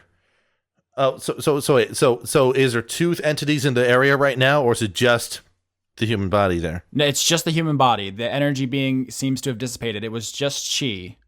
He says, if you don't, I'll just go from town to town, city to city, country to country, playing out this experiment, looking for someone who has the vision and the power and the merit to earn this. At this point, like, Mardis is just sort of holding the gun at that, and then a gunshot fires out as Ed, from his position, instead fires at Aaron. So Mardis puts the gun to Aaron's head. Aaron gives his pitch about how he's going to keep running the experiment until someone kills him and claims the vault. Mm-hmm. And Mardis hesitates, so Ed kills him. Yeah. Dope. Ed blows his brains all over this field, and Aaron, president of Aaron Aeronautics, is dead. Holy shit, we did it. That's a lot of blood for a hopefully bloodless revolution. Wait, I need to figure out how much blood it is by just rolling crit damage on what Ed just did here. Wait, someone heal Bloodmaw! Yeah, Frank is using Aura Vitality to heal Bloodmaw. If you look to go heal Bloodmaw, you'll notice that his heart has been punched out about 20 feet out of his body at this point.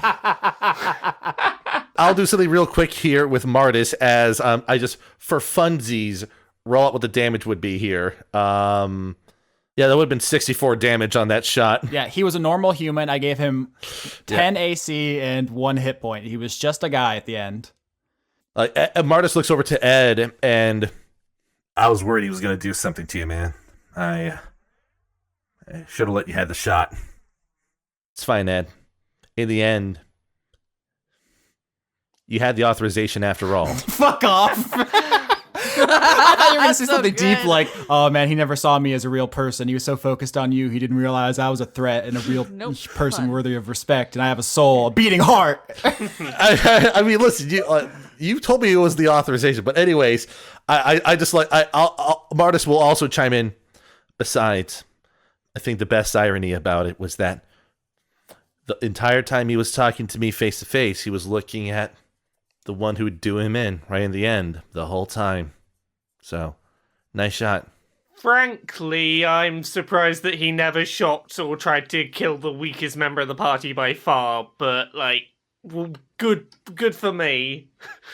Yeah, he had literally no opinion on Frank as a person, so he just didn't feel aggroed on you. He was more emotional than I expected. When I got into character, I was actually like playing him. I was mad at Mardis. You did not like me. You did not like me talking shit. You got Mardis down at 22 hit points because he had very bad defenses against what he was doing, even with his bullshit equipment. I only went down to 38. I'm pretty sure 2 good hits from Aaron and I'd have been dead, so, like, the fact he never touched me is good. Right. All right, so what do you guys do? You're standing in this field full of cherry blossom petals, and at the end of the field, where like the level of this video game ends, there is just a weird metal tree with 32 branches. Go touch the tree. Shaving a haircut. Well, let's... As they're walking to the tree, Mardis is taking his time to cast Prestidigitation a few times to clean off blood and other stuff from his clothes, from Ed's clothes, anyone else who wants it, just so that it's just nice and proper as he walks over to the tree with Ed. Frank's going for investigation as walking up to the tree. Ed rolls a 27 on investigation on the tree. 21. 19. Ed is an investigative specialist in his reformed form, so... All right, so as you guys approach the tree, you know that this world that you're in right now is only sort of real. You're still actually in Valentine itself. You weren't transported anywhere. These are all just the contours of the metaphorical spaces you have visited throughout the campaign. And the Einsoft is a device for touching the world of forms and bringing things over. And now you think you probably have some kind of access to it. Can Frank, like, touch it with the intention of being like, can I pull out the conduit of being a good, responsible socialist leader itself?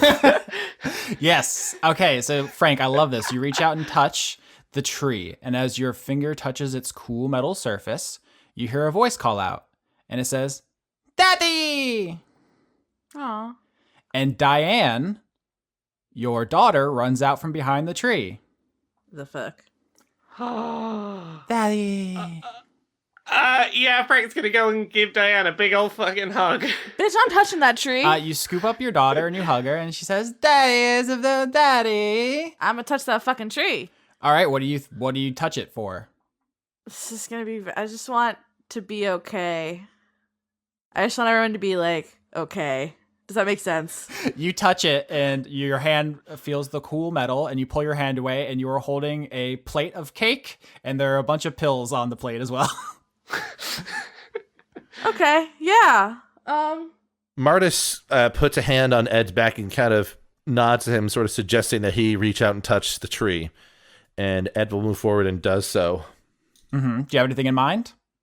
And the main thoughts he's having is essentially the sensation of being truly free and independent, and wishing for the same for other forged. Of course, the ones in the front of his mind are the bandmates back at the hotel, back at the casino. All right, so you reach out and you go to touch the tree, and you feel some force pushing back against you. Mm-hmm. Like two magnets of the same pole trying to touch each other, never quite able to make it, and you're trying to push through it. And you hear another voice as someone else walks out from behind the tree. This person is a young child, maybe 10, non-binary. I don't know if any of you have seen them before. Bloodmaw may have recognized them. Bloodmaw's dead. This is a little kid who used to come to the Valentine Wrestling Federation. Oh, it's the one that Katarina gave the hat to, wasn't it? It is not only that same kid, but the kid is dressed up in full Katarina Krakenbane regalia, as if there to cheer on their favorite wrestler. And the little kid says, "Careful there. It's a big decision." Man, I should have thought better. All I got was cake and pills. Parlor tricks. No one has made a decision yet. Decision about what to do with the city itself, right? Correct. That's me. My thing was like, hey, socialist rule. That was kind of a thing about the city-ish. That's something about you, though. That's not the city. I was just showing you what I can do. Ed will kneel down to kind of get face to face with the kid. He smiles a bit, especially because, as I've noted in the past, Ed had a certain affinity for Katerina and her sort of plight. For he says, I know if I ask you what your thoughts are, you probably don't have many to share, but... Oh, I'm full of thoughts, mister. I have the thoughts of an entire city raging inside me. So, what is the city speaking through you? What does the city want? What are they calling for? That's what this whole experiment was about. I'm aware. I'm asking you. You say you have the voices running through you. What do they say? Everybody's got different opinions, mister. Some people like the old Crown Corporation, made them feel safe and felt like they could grow up and be big and strong. And some people hate it, and they want to kill them. And some people, they don't care either way. If it was that simple, we wouldn't need this whole experiment.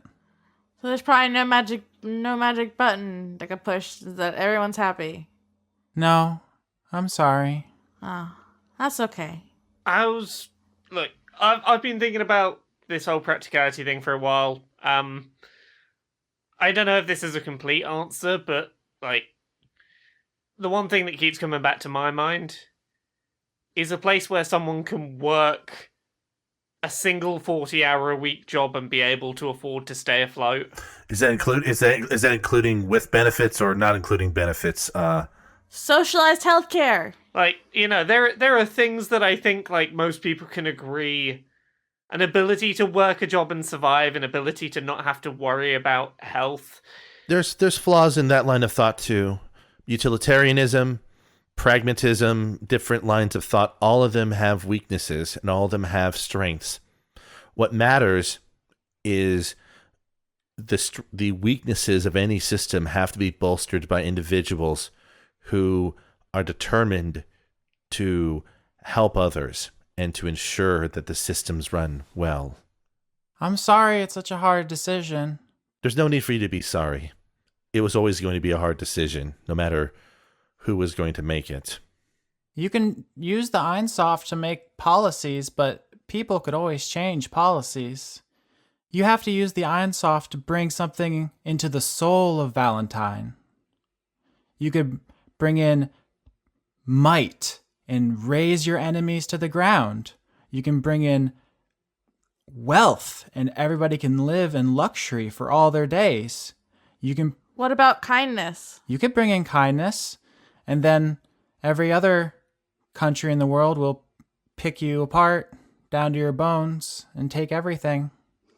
Empathy. Yeah, that's actually a good one. I was going to say solidarity, but I think both of those are pretty good answers. Or compassion? I think... What you think? Tell me, little boy. I'm not boy. Tell me, little person. I'm the vault.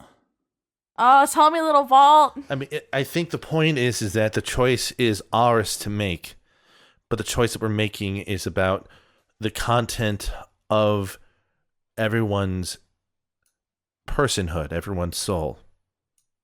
Again, we are deciding what is Valentine. This is Valentine itself, sure, but any form is interpreted through our lens, and it's never going to be perfect, but we have to make it as good as we can, or as however we see fit. I think Lenora might have been onto something with empathy, because at the very least with empathy, people can look and understand each other, where other people are coming from. Like, even if there's not a perfect solution, people understand that what's best for them might not be best for others, and can see the complexity and see the need to look after everyone. The only ideal I can posit that would counter that would be adjacent to it, but they all have their own strengths and weaknesses. I would not have been here if it wasn't for the help of Mardis, and Mardis wouldn't be where he is if I didn't help out along the way to ensure that our plans were put in place. So the only thing I can think of is just the idea of cooperation. Vault Child, what say you?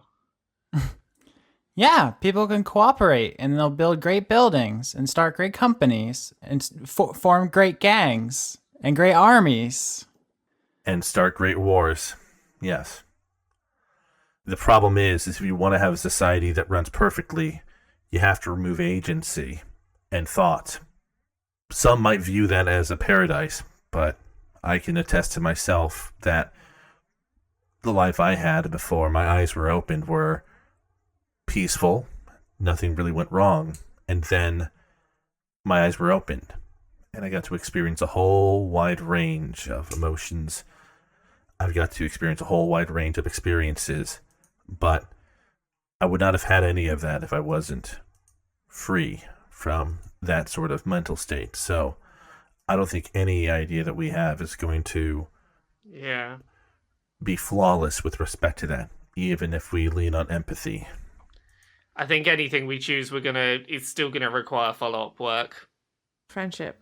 The power of friendship. If we slap this shit with friendship itself, I'm leaving this podcast forever. Yeah, that's pretty good. The real treasure of the vault is the friends we made along the way. It literally would be. You guys could choose right now for the vault to contain the friends you made along the way. Frank's gonna say, sort of in character,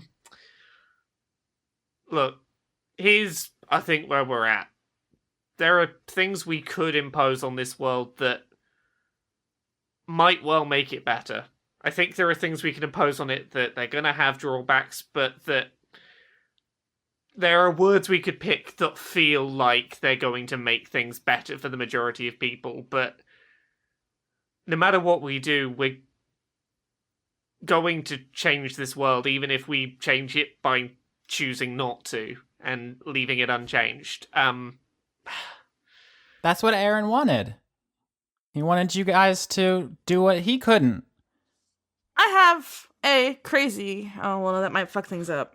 I was gonna shoot the last rocket at the Einsoft. Fuck the vault. Yeah.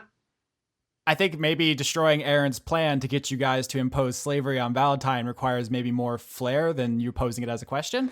I'm just gonna say, everyone back away. Let's all back away from the tree. Lenora, are you thinking, doing what I think you're thinking of doing? I'm gonna wink. Yeah, I think we gotta back away from this one. Why don't I help you with this, is all I'm going to say. Yeah. Mardis will spend the sorcerer points to recover a spell slot. As he walks with Lenora, motioning Ed to follow, he just places a hand on the rocket launcher and casts Holy Weapon on it. That's good. Frank is going to walk up side by side and start gearing up some lightning and go, it'll be nice to use this and not feel huge lifelong guilt afterwards after the lightning. Sucks to suck. That's Theodora's catchphrase. You know, sure you don't. That's Lauren's catchphrase. Hold on. Suck shit, douche. Come at me, Scrub Lord. I'm ripped. Okay, fine. Pew pew. That's not the sound Zap. of rocket maids, but. All right. And for added dramatic flair, Mardis will also cast a 4th level Chaos Bolt against it because, you know. Wait. What type of damage is the Chaos Bolt? I gotta figure this out. This is I'm important. gonna throw you in a creek. It is just force damage. So. All right. So the team, in one final act of teamwork, all attacks the Einsoft at the same time. Aaron ran an experiment to see who would take up his mantle and impose their ideology on the world. And the results of the experiment are that you gave away the power. You destroy the Einsoft, scattering its form powers out into the world. There's a rainbow explosion that rips through Valentine itself, restoring all the color that drained out as the world begins to bleed away. And all of you start bleeding away as this whole thing crumbles. You had all the power. You took over the Crown Corporation. You could have been kings, but you gave it all away. You were conduits, next to gods, and you give it all away. And as Valentine itself collapses, and the party is deposited in the desert, as the storm abates, you are in a sea of abandoned cars and the dead and living people who came here to find the vault. You give it all away, and the power of the forms radiate throughout the entire world. And everyone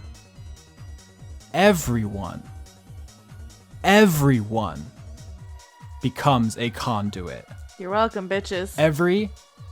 Every sapient creature becomes closer to perfection. You could have been perfect yourselves, but you gave it all away.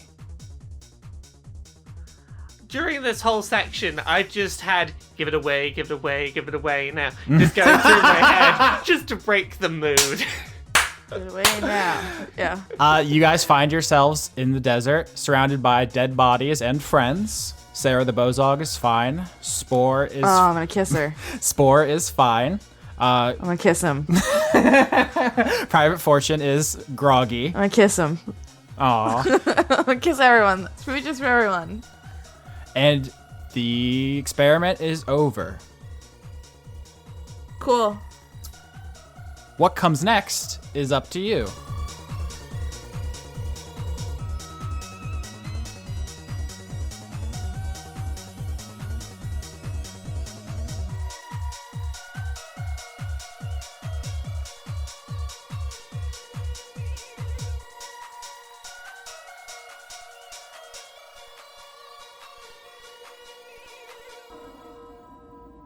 Lenora learning more responsibility and maybe a little traumatized. Same. It's been a long episode. Feels emboldened to continue her pursuit in healthcare for everybody. And so she works towards that, towards rallying for like a socialized healthcare in Valentine. You get all the medicines. Yeah, I get all the medicines, make everyone better. And then you... What? Give them all away. Yeah, I get all the medicines and I give them all away. Thank you. Yep, everybody's better, but with a focus on mental health and at-risk youth. Frank definitely visits these centers, as he's kind of like mentioned before. Like, I think a thing for Frank is he definitely wants to just get a bit of help at being a little less prone to just like getting addicted to collectible cards, because that's a problem for him. Mm-hmm. I do think Sarah probably works there part-time when she's not doing her biz, so Frank comes in. We smooch a lot. Oh, God.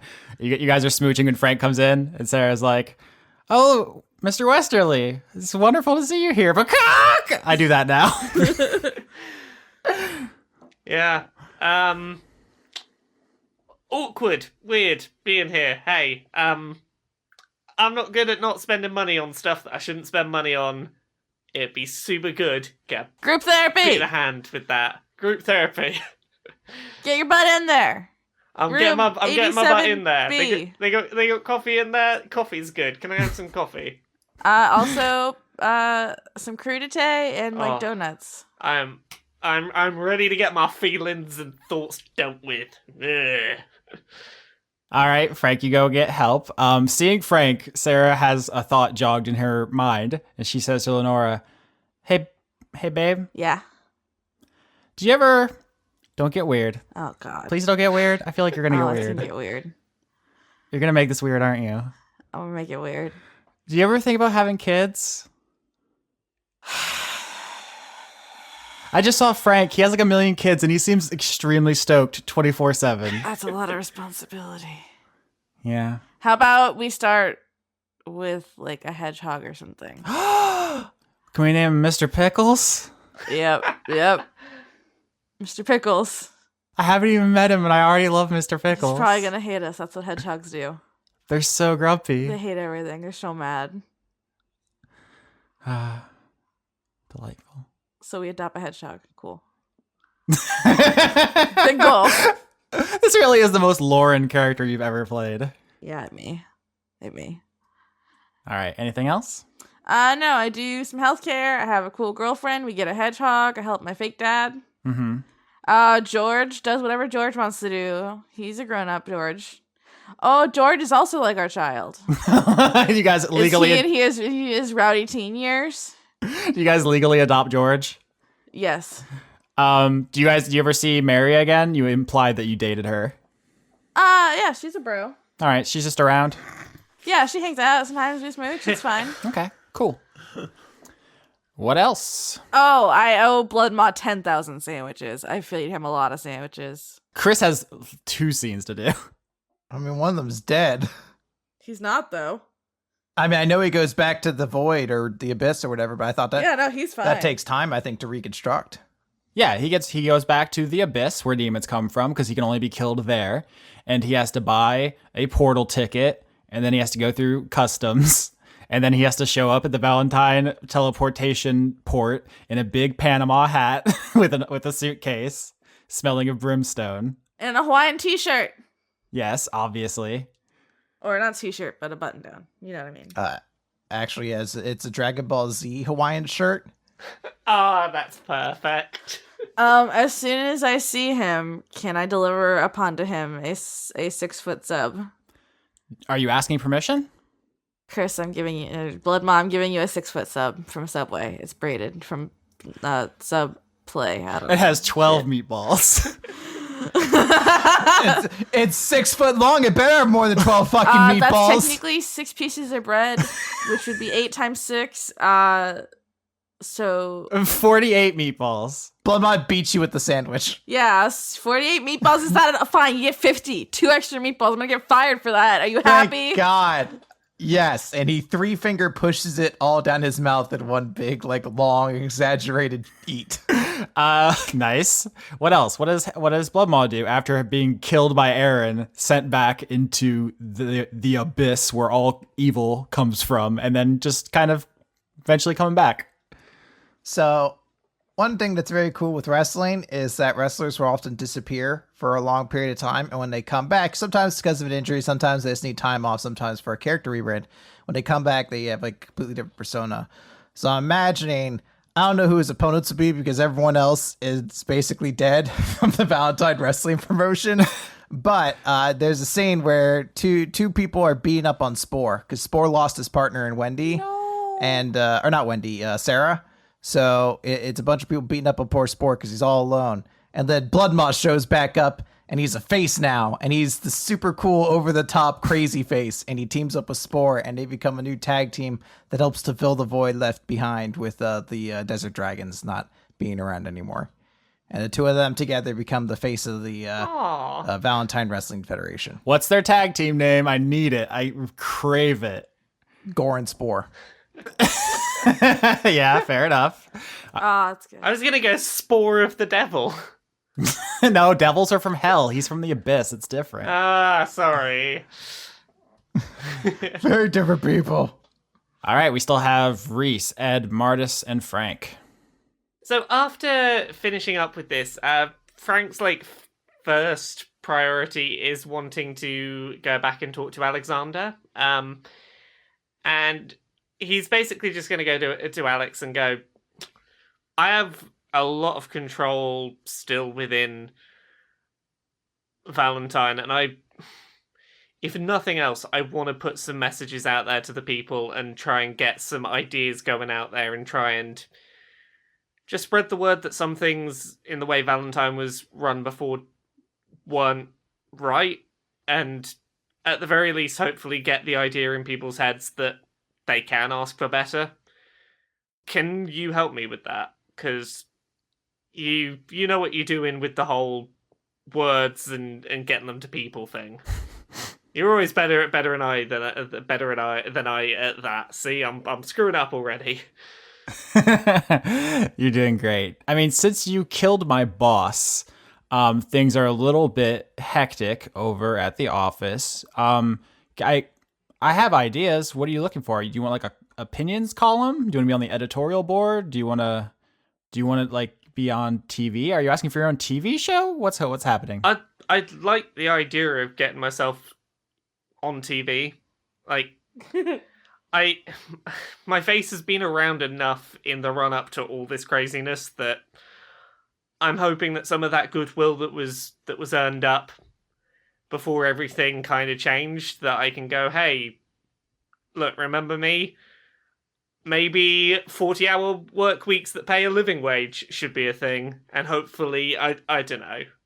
Now that you say that, we do have a opening in the schedule. There was an old show where they had like two hosts who would like have points and counterpoints, and they would like argue. It was kind of like a panel show, but with just two people. And we do need financing for it, as well as stars. Sorry to call it a favor when you're asking for a favor, but do you know anybody in, let's say, finance? I know someone in finance. Whether he, whether we're still on good terms, a lot has changed since I last spoke to him. But I can certainly talk to someone in finance.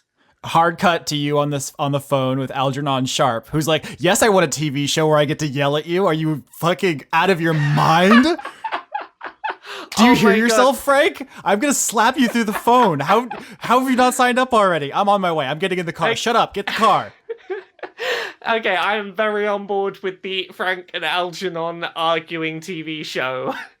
Yeah, Algernon obviously is going to be the pro-corporate person because his dad is still alive, but you're going to be the voice of kindness and empathy and cooperation. Yay! Speaking out against his views. The voice of skill. I think beyond that, Frank is going to talk to Alex and just be very sort of like, look, I know I've still got, my stuff's a bit of a mess. I know I spent a while trying to get you guys all back, and I know that's ultimately, I get that's not where we're at, but if at the very least, like, you trust me enough to take partial custody of the kids, I'd really like to just have them stably in my life again, if we can at least be there. Take a Chance on Me starts playing in the background. Yeah, of course. You already have visitation, and that can be rearranged, and you guys probably start like having family dinners together again, and working on that. Ooh. I want to leave room for the fic where they get together, and also ones where he finds someone extremely hot, and that's a route. Exactly, and then Diane and Forrest get 3 dads, and that's even better. Too many dads. Gotta catch 'em all, dads. All the dads. Too many dads. All right. Who else does stuff after Valentine? Ed has a handful of things happen to him. First and foremost, with Kundi is a conduit now, of course, and Kundi is most appropriately the conduit of charity, since that's effectively what the Arcada was acting as for a while, was sort of a place for kids to work at and to stay off the streets and such. Mm-hmm. After returning back to Valentine, among other things, Kundi was able to, through connections, grow the large lump sum of money that he got from Ed to a point where he surprised Ed with a small paper with the seal from Harker's Casino on it. Opening it, it revealed that the contracts for the active band had all been turned over to Kundi, as he basically bought them all out with a decent sum. It basically amounted to a sum of, I'd say in our months, like about $100 million worth. So you not only buy the contracts of the musicians to get them out of Harker's grasp. With that amount of money, I'm thinking like you just ruin Harker's business and life with your money. Is that what you're saying? I would basically it eliminates his ability to secure getting basically other forged in his arsenal to do things. Also, yeah, basically he's able to disrupt Harker enough to get the bandmates out, and even to get Pond and Booker out of working underneath Harker. Yeah.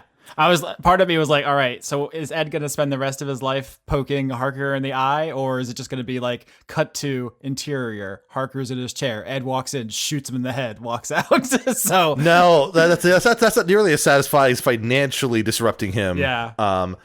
So with that, Ed proceeds to do the following with his newfound body and abilities. With it, he's able to convince Pond, Booker, and Private Fortune eventually.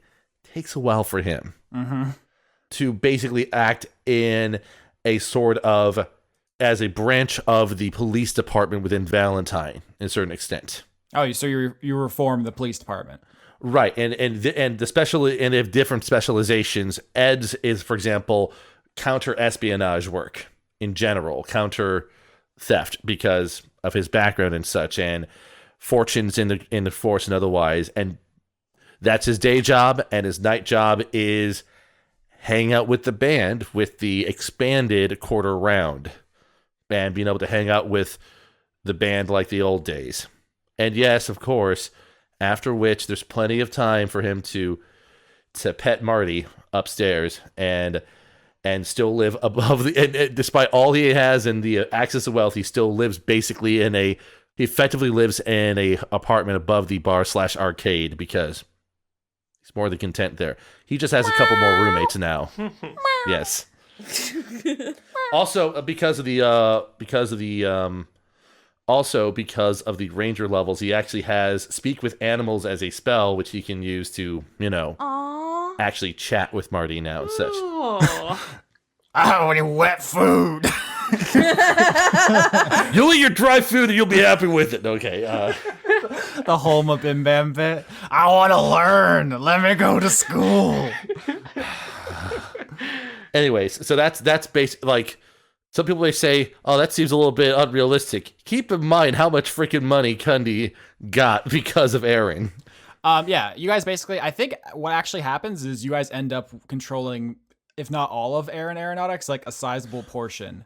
Oh, that's part of Mardis's plan. So, I want to throw some other like factoids in quickly. Frank takes Diane to the duck pond every Sunday. That's just a thing that happens. It's not important. It's just a thing that happens. It's important to me. Yeah, it's important to me. I need to get that on record. I just want to put it on there that Lenora has regularly scheduled playdates with Bird the bear. Sometimes he comes to the clinic and we let people pet him for morale. Oh, that's extremely good. Yeah. All right. Any others? That's not how I say it. All right. Let me get Reese's out of the way here. So, Reese does not stay in Valentine. In fact, she is actually leaving Valentine after the stuff with Valentine itself actually happens. She's driving off with no real destination in mind. Her ambition right now is to just kind of get away from Valentine and just make a living making art or doing something. She just can't be inside of Valentine right now. Aw. But as she's driving along, she hears a voice coming from the passenger seat. And the voice says, "Yo, what up, girl?" And Reese turns, and it's Kat sitting next to her. But unlike the previous times where she kind of had conversations with Kat, this time she looks absolutely stunned. To which point the cat responds with, "Why are you looking so surprised? You look like you just saw a ghost." Nah, I know. You killed like 150 of me. It's cool, though. So, I bet you may be wondering why you're seeing me now, though. And Reese explains that she's like, "Yeah, normally I cast a, major image, and that's how you're here. But I didn't cast it this time, so what's up with that?" Kat shrugs, and she's like, "I don't know. Maybe you used that whole art thing you got on yourself and you forgot about it, or something like that. I don't know. I really don't tend to ask many questions, so I get to kick it back around a lot, I wonder if you're going to see the face of the other dead people, too, like Graves and Ash. Oh, God, why? Nah, I guess not. I guess you'd see more of me because you killed like 100 of me, Probability and all that sort of stuff, right? And Reese just sort of looks down Reese is just sort of in shock as Kat's like, all right, don't want to talk? Fine, I'll turn on some music. And she reaches over and actually turns on the radio. And one of those really annoying pop songs that gets stuck in your head and never really goes away starts playing. And with that, Reese drives off, passing by a sign for the nearest town, and just continues driving off into the Valentine Desert. Well, all right. I have a small sidebar for my thing. I think you'll appreciate this, especially with the private fortune bit, because one of the things that Ed remember the whole thing, Roadie U, no roadies left behind and such. Mm-hmm. I came up with an acronym for the new police force that they are part of, the Reformed Ordinance and Discretion: installing empathetic security. Roadies. There you go. That's a great whiplash from, anyway, Reese is haunted forever. Hope you enjoy that trauma. Yep. Sorry. That's a side note. You can erase it. There was no good segue away from Reese is traumatized forever, I don't think. Chris was like, hold on, guys. Everyone, hold my beer. I got to kick a specific part of our audience square in the dick. Hold on. Yeah. No, don't worry. Bloodmaw has a sandwich named after him at the Subway now. Yeah, I was gonna go to like Frank's long-term aspirations and maybe do this one day, but no good segue now. All right. I guess that's all that's left is Mardis then, right? Yeah. Yeah. Mardis has a few things he does. Now that he has sort of a body back again and such, there's of course, a brief visit to the Feywild, not because he has any living relatives that he knows, but just because it's sort of like, oh, by the way, I'm alive again, everyone, as part of the Valamin lineage and such. And there's a brief sort of round of contact between himself, any surviving members of the Valamin family line, and or members of the Glittergold family line. And most notably, it's mainly a coordinated effort to try to do something with what remains of Aaron Aeronautics, effectively trying to help consolidate information and resources to make it be able to do what it's been doing, but more effectively and further, to help in some ways expedite space travel in some capacity. That's one branch of what he does. Second branch of what he does is, of everyone in the party, when the idea of some sort of leadership within Valentine comes into play, Mardis still was sort of the face of administration, and he is willing to, he takes on the role of, to help try to instill a smoother system of governance. It's not going to be perfect, but it tries to bridge what he's already done with Ed by proxy of the contracts with trying to install a system so that there is some order, structure, support, accountability, etc., etc. And fortunately, being kind of knowledge allows him to know all the legalese necessary to get the contracts in place to get things in order. The last sort of branch of things that he does in the interim, in the weeks/months that follow, is he remains in consistent contact with Ed, though they don't live together, mostly because Mardis is happy to let Ed be back with his original friends, the bandmates, but they stay in constant contact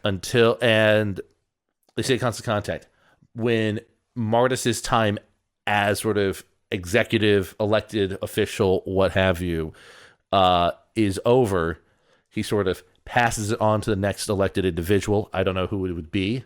Maybe handsome Chris, probably. So, I was gonna maybe suggest, if Valentine moves to a system of elected governance, after Frank's sort of had a bit of time to get his ideas out there and to be visible, I think he might run for office.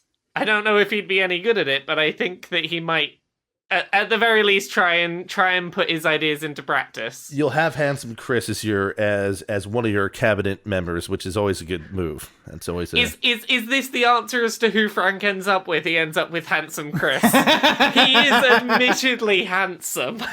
Oh no. But the last thing that Mardis does, and this is a little callback to season 3, is once things are kind of as well in order as you can see, Mardis is going to do what he did at the end of season 3. He has a new body, he has a new lease on life, he has 500, 600 years to live now all over again, and he is going to depart from Valentine at some point just to begin travels once again, checking to see what the after effect of the Einstein's destruction is across the world, documenting things as he goes along, and returning to check things across the plains to understand what is happening in this new world that has been formed.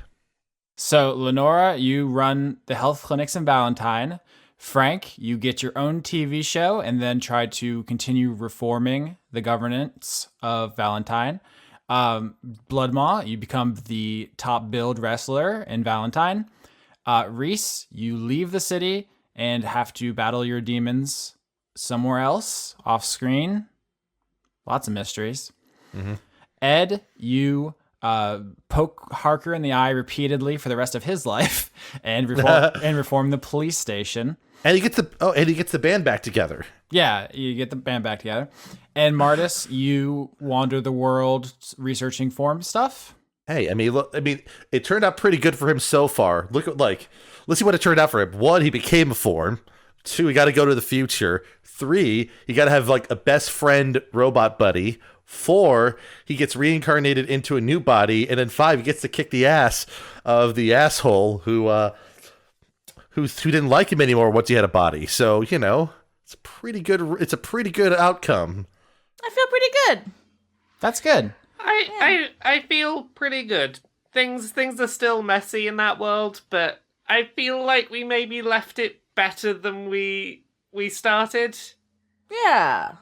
So, the last image I want to leave you guys with. Lenora, you're on break at the clinics, smooching, of course. Yes. When your phone rings. Who's she? Frank, you're on the set of your TV show, and someone's doing makeup on you when your phone rings. Huh. Ed, you are petting a cat, and it is extremely soft, and your phone rings. Sweet. Reese, you are driving in some town we do not know the name of, and your phone rings. Bloodmaw, you are in the locker room after you just pile drive someone through the canvas and got in trouble because you pile drived him too hard, and your phone rings. May it be my next opponent! Oh no, we left a man in the internet. And Mardis, you are wandering the world doing form experiments when your phone rings. Mardis checks his phone. Does it say Skell? It does. No, we left a man in the internet. Nice. Sorry to bother you, team loser, but I have detected a grave threat to the safety of the world. My intelligence indicates it may not be of this earth.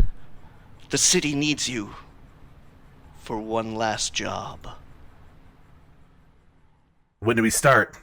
Sweet, I'll pack the rocket launcher. Spore, hop upon my back so that me may go into battle! I've kind of got different priorities right now. Damn, Dad. Mardis replies, I can probably take a detour for a little bit. Sure, I'm in. Reese does not answer the call.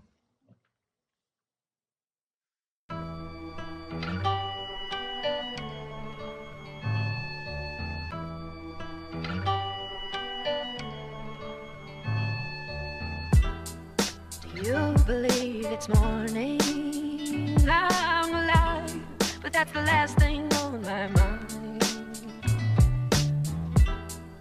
You believe it's morning, I'm alive, but that's the last thing on my mind. Y'all see him in the streets struggling, young, dumb, and thuggin', give a fuck about nothing. Stuck at rock bottom, trying to come up on something. Pumping from sundown to sun up, he hustling. Vision, my nigga, now get in where you fit in. And see prison as just a high cost of living, the life. Ante up, cause if you blow that dice on that OZ, Dorothy ain't going home tonight. That's on everything. Put it on the kids and the white. Been burying my folk ever since they raised the price on the coke. Searching for a quick antidote. More money, more problems to cope. Do you believe it's morning? I'm alive, but that's the last thing on my mind. Do you believe it's morning? I'm alive, but that's the last thing on my mind. On rainy days, I sit back and count ways on how to get rich. Coolin' with a mean, ill Jamaican bitch. Banana coat matching with the ratchet. Low black weed, sweatpants style. Air Forces acting. Jumping to 6 kicks. Lil' Chris talking about the bird. Float through your hood in a mean tents, that's giant. It's like a family that flipped on you for lying. Buried you alive, left your whole crying. We on your floor, look, more dogs. They ain't A either. I hope y'all niggas is on. And when we get there, all my niggas in the mix. Yeah, Shalal Legs. Diamond got me buying Louis Rich. Yo, those people say the clan was missing since I got dropped off a radio. Overnight, your whole style was bitten in the process. Everybody switched their names like, what you call it, and he Fast King James. It was the guards that repped that. Soft-skin, dark-skin bitches, Clarks and Dizzy left the game dizzy. Who got busy? That dancey shit slid through. We had to stay hooked, cause that's what we been through. RZA came through, mastermind, got the cash from power. Poop the power past the divine. Classical rhymes, mathematical rhymes. Styles unbearable, now niggas with the radical shine. You believe it's morning, I'm alive, but that's the last thing on my mind. You believe it's morning, I'm alive, but that's the last thing on my mind.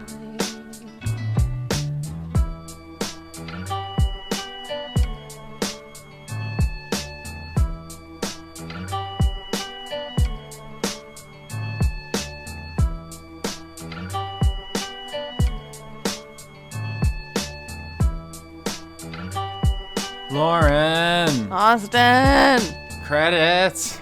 Loves to credit. August 2018. God damn, it's already more than halfway through the year. What the fuck? You're welcome. Please no. I did it. I'm taking credit. Also, credits, music. For August 2018, we have a overclocked remix, Geofractura, an arrangement of Fault Zone from Echo the Dolphin, The Tides of Time. I love Echo the Dolphin. I do love Echo the Dolphin too. It's so hard. It's impossible, actually. Also, Cream, Phonics Remix by the Wu-Tang Clan, and Back in the Game, the Phonics Remix by the Wu-Tang Clan. Of course, everyone knows this season's all about the cash, and now it's almost over. We're at the end. Are you excited? I'm excited. Like every season, it's like, oh, this is too much. Time for casual laughing with buds for the first couple episodes. But I also miss my characters at the end of every season, so it's like bittersweet. Lenora is very good. It's your most OC of OCs, but also the highest body count. So I'm keeping an eye on you. I'm not. No, I'm just a marshmallow. All right, executive producers for August. It's a weird month. Because Patreon had a bunch of updates and stuff, and a bunch of the credit cards got canceled. So if you're not on the list, I apologize. Fuck you, Patreon. I promise it was not my fault, but I have the list they have garnished me with. It's also in alphabetical order for the first time that I'm aware of. So that's another fun little wrinkle. You want to start reading them? Executive producers for August 2018 are A Flaming Horse's Patoot, Aki Savalainen, Albert West, Andrew Birmingham, Andrew Fallu, Conduit of Mediocrity Itself, Andrew Grothin, Anna Michael, Anthony Sever, Arjun Koning, Arna Helgadotir, Artemis BJJ Brazilian Jiu-Jitsu in Bristol, August Rue. Bloody Roar needs pangolins. It does. I also need pangolins. Brady Warner. Fuck.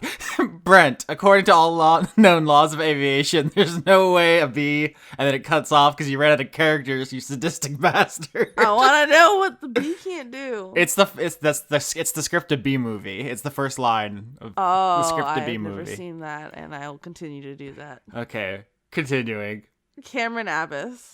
Carter Rayner. Christopher Charlow. Cody Jackson. Counterfeit. Daniel Stashik. Dawn. Dennis Bankston. Dennis Pancake Detlefson. Devin Smith. Douglas Williamson. Dr. Tao. Dr. Goatman. There's a lot of doctors. I've got a very well read. Some of our listeners are geniuses, and some of them love B-movie. Damn. Getting Brent. Dylan. Einar Johansson. Ecorin. Elderly Goose. Eleanor Nanante sees Periton. Aline. No, it's Elaine! Aline! Indigo Van Dane. Erwan Lilagadik. I think that sounds like a hero from Celtish folklore. It does. Exos. Extellaris. 5 purple wands. Florian H. You have to say Florian H. Finger guns, finger guns, finger guns. You're the hero of the finger guns. I'm getting so dunked on this morning. I didn't even fuck anything up, I don't think, yet. Francois V. Garrett. Grimlock. Harley Astor. Harrison Andrew. Hedron Master. Hustle Bones. I'm a pretty kitty full of snuggles and violence. Aren't they all? Yeah. Ingmar Grimmin. Ioannis Soy my name. Love it. Nicolopoulos. Isaac Aravallo. Jack Clo. Like the Clo cards? Jadakins, and then an ASCII picture of a dick. Dick. I saw it coming a mile away and it still got me somehow. James Neely. Janiac, form of tripping your face off. Wow, big mood. Mm-hmm. Jaspel Singh. J. Logan, conduit of queerness itself. Jeff Clark. Jerry, herself. Jesse Young. Joaquin Groening. John Potts. John Barnett. Joseph Tombrello. Josh Mosier. Joy Fox. Jew-Man Jack. Julian Phillips. Junk 2.0. Just the Jester. Justin Berthasell. Conduit of Ooh itself. Big same. Now that totally puts to bed the theory that it's supposed to be a face. Because how would I pronounce it if it was a face? It's ooh woo. Ooh woo. It's a face and an emotion. Uh-huh. Jorgen, conduit of name butchering Winework Ford. Caster UK. Kiefer Lowe. Ken Fursel. Kevin Dobbins. Killer Cotton Shizno. Kitty Foe. Criterion. Lana Seawolf. Las Cruz. Levy, the young condiment of not mad, just disappointed. Oh, we've all been there. Yeah. Lindsay Pankhurst. Lauren Cates. Luke Powers. Joe. You looked at that, you said Joe, and not M. Joe as if it was the initial of a first name. I thought it would be funny. Oh, Madison Lilith McKenzie. Major Tim. A Cult of Orphanax. Matthew B. Hare. Matthew Weber. Matthew Lackett. Mazjin. Melissa Booker. Melissa Nielsen. Mel Teach. Marissa Donaldson. Michael Hall. Miko from Finland. Morgan Rapp. Nicholas Dominic. Niels June Ina Joret. I'm so sorry. Noah Sudret. Notorious Stoltz. Paul Mullen. Possum Kingdom refugee, come to my house. No, we need to go to the Possum Kingdom. That's true. I do love the but why are they refugees? Is it a terrible kingdom? It's too much food. Oh, they love their garbage. Primordial Orc. Pruitt Holcomb. Puck. Quench the Void. Random Web Person. Razumi Yazura. Rainier, the Conduit of Being Stoned. No, it's me. Robert Dakin. Ryan Brown. Salad Child. Samantha is meing in Tallahassee rain. I don't know what that means. Samantha, are you here? What are you doing? Oh no. Samantha. Sarah Stone. Scott Cummings. Scotty Vilhard. Sean Lyons Burke. Sean, the host of Funk Dunk Plays. Sevard Akrasamova. Starlight Glimmer did nothing wrong. Stay tuned. Sweaty Cucumber. Just a little status update on the cucumber. Sydney Marsing. The cast of Dungeons the Gathering. The Elder Scrolls V Skyrim podcast credits edition. See, they said they ported it to every platform, but now it's true. It wasn't true until it was in the podcast credits. Thank you. Oh no, the ghost of Professor Blackwood. You know I had to do it to him. The Hadsels. The Most Wise Guru. Paladin's Wife. Toby Gleason Stack. Toshir Kuru. Shayness. Viger Arnston. Victoria Melito. Vizzy Huggles. Wayne Hodgins. Birthday July 30th. Dang, happy birthday, bro. Just snuck a little birthday wish in there for yourself. That's fun. Ziphosaurus. Yam! Z, 23,619. You didn't like the way I did it last time. How did you like it that time? Jean Valjean's number in Les Mis is 2. No, wait. I thought it was. Never mind. Oh no, you thought you had a reference and it's not the right reference. Oh, God. No, my brain did it bad. I literally thought this, now that we're far enough into it, I can reveal, I thought this was going to be the Les Mis season. I literally thought that it was just going to be like barricades in the street at some point. Do you hear the Sneeple sing? Yeah. Yeah. All right. What else do we do at this part? We talk about animals. Oh no, sketch.bandcamp. Yeah, sketch.bandcamp. Bandcamp. Moms, I can't word. Chris Larios at patreon.com/weekly manga recap. That's where he weekly manga recaps. Laura, kotaku.co.uk. Lauren, Rargalicious on Twitter. Oh, that's me. That is you. I am patreon.com/AustinYorski.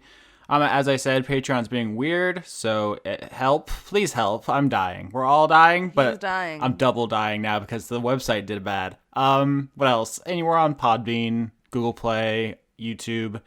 We're probably places I don't even know, but if you just do the things that you're allowed to do there, just click all around. Just click on stuff, see what feels right. I don't know, algorithms? Yeah, love to click. You gotta click, really. That's it, right? Yeah, thanks to all the cats and dogs listening. Mm-hmm. Love you guys. I met a new cat recently. Yeah, you're like obsessed with her, and you hate my cats all of a sudden. Her name's Penelope, and she's a princess, and your cats are goblins. Fuck off! Your cats are goblins. Penelope is a perfect lady, a princess, a queen. I stand for this queen. You're a goblin! Got you in bed with a goblin. Kissing goblins? Kissing goblins. Goblin vomit.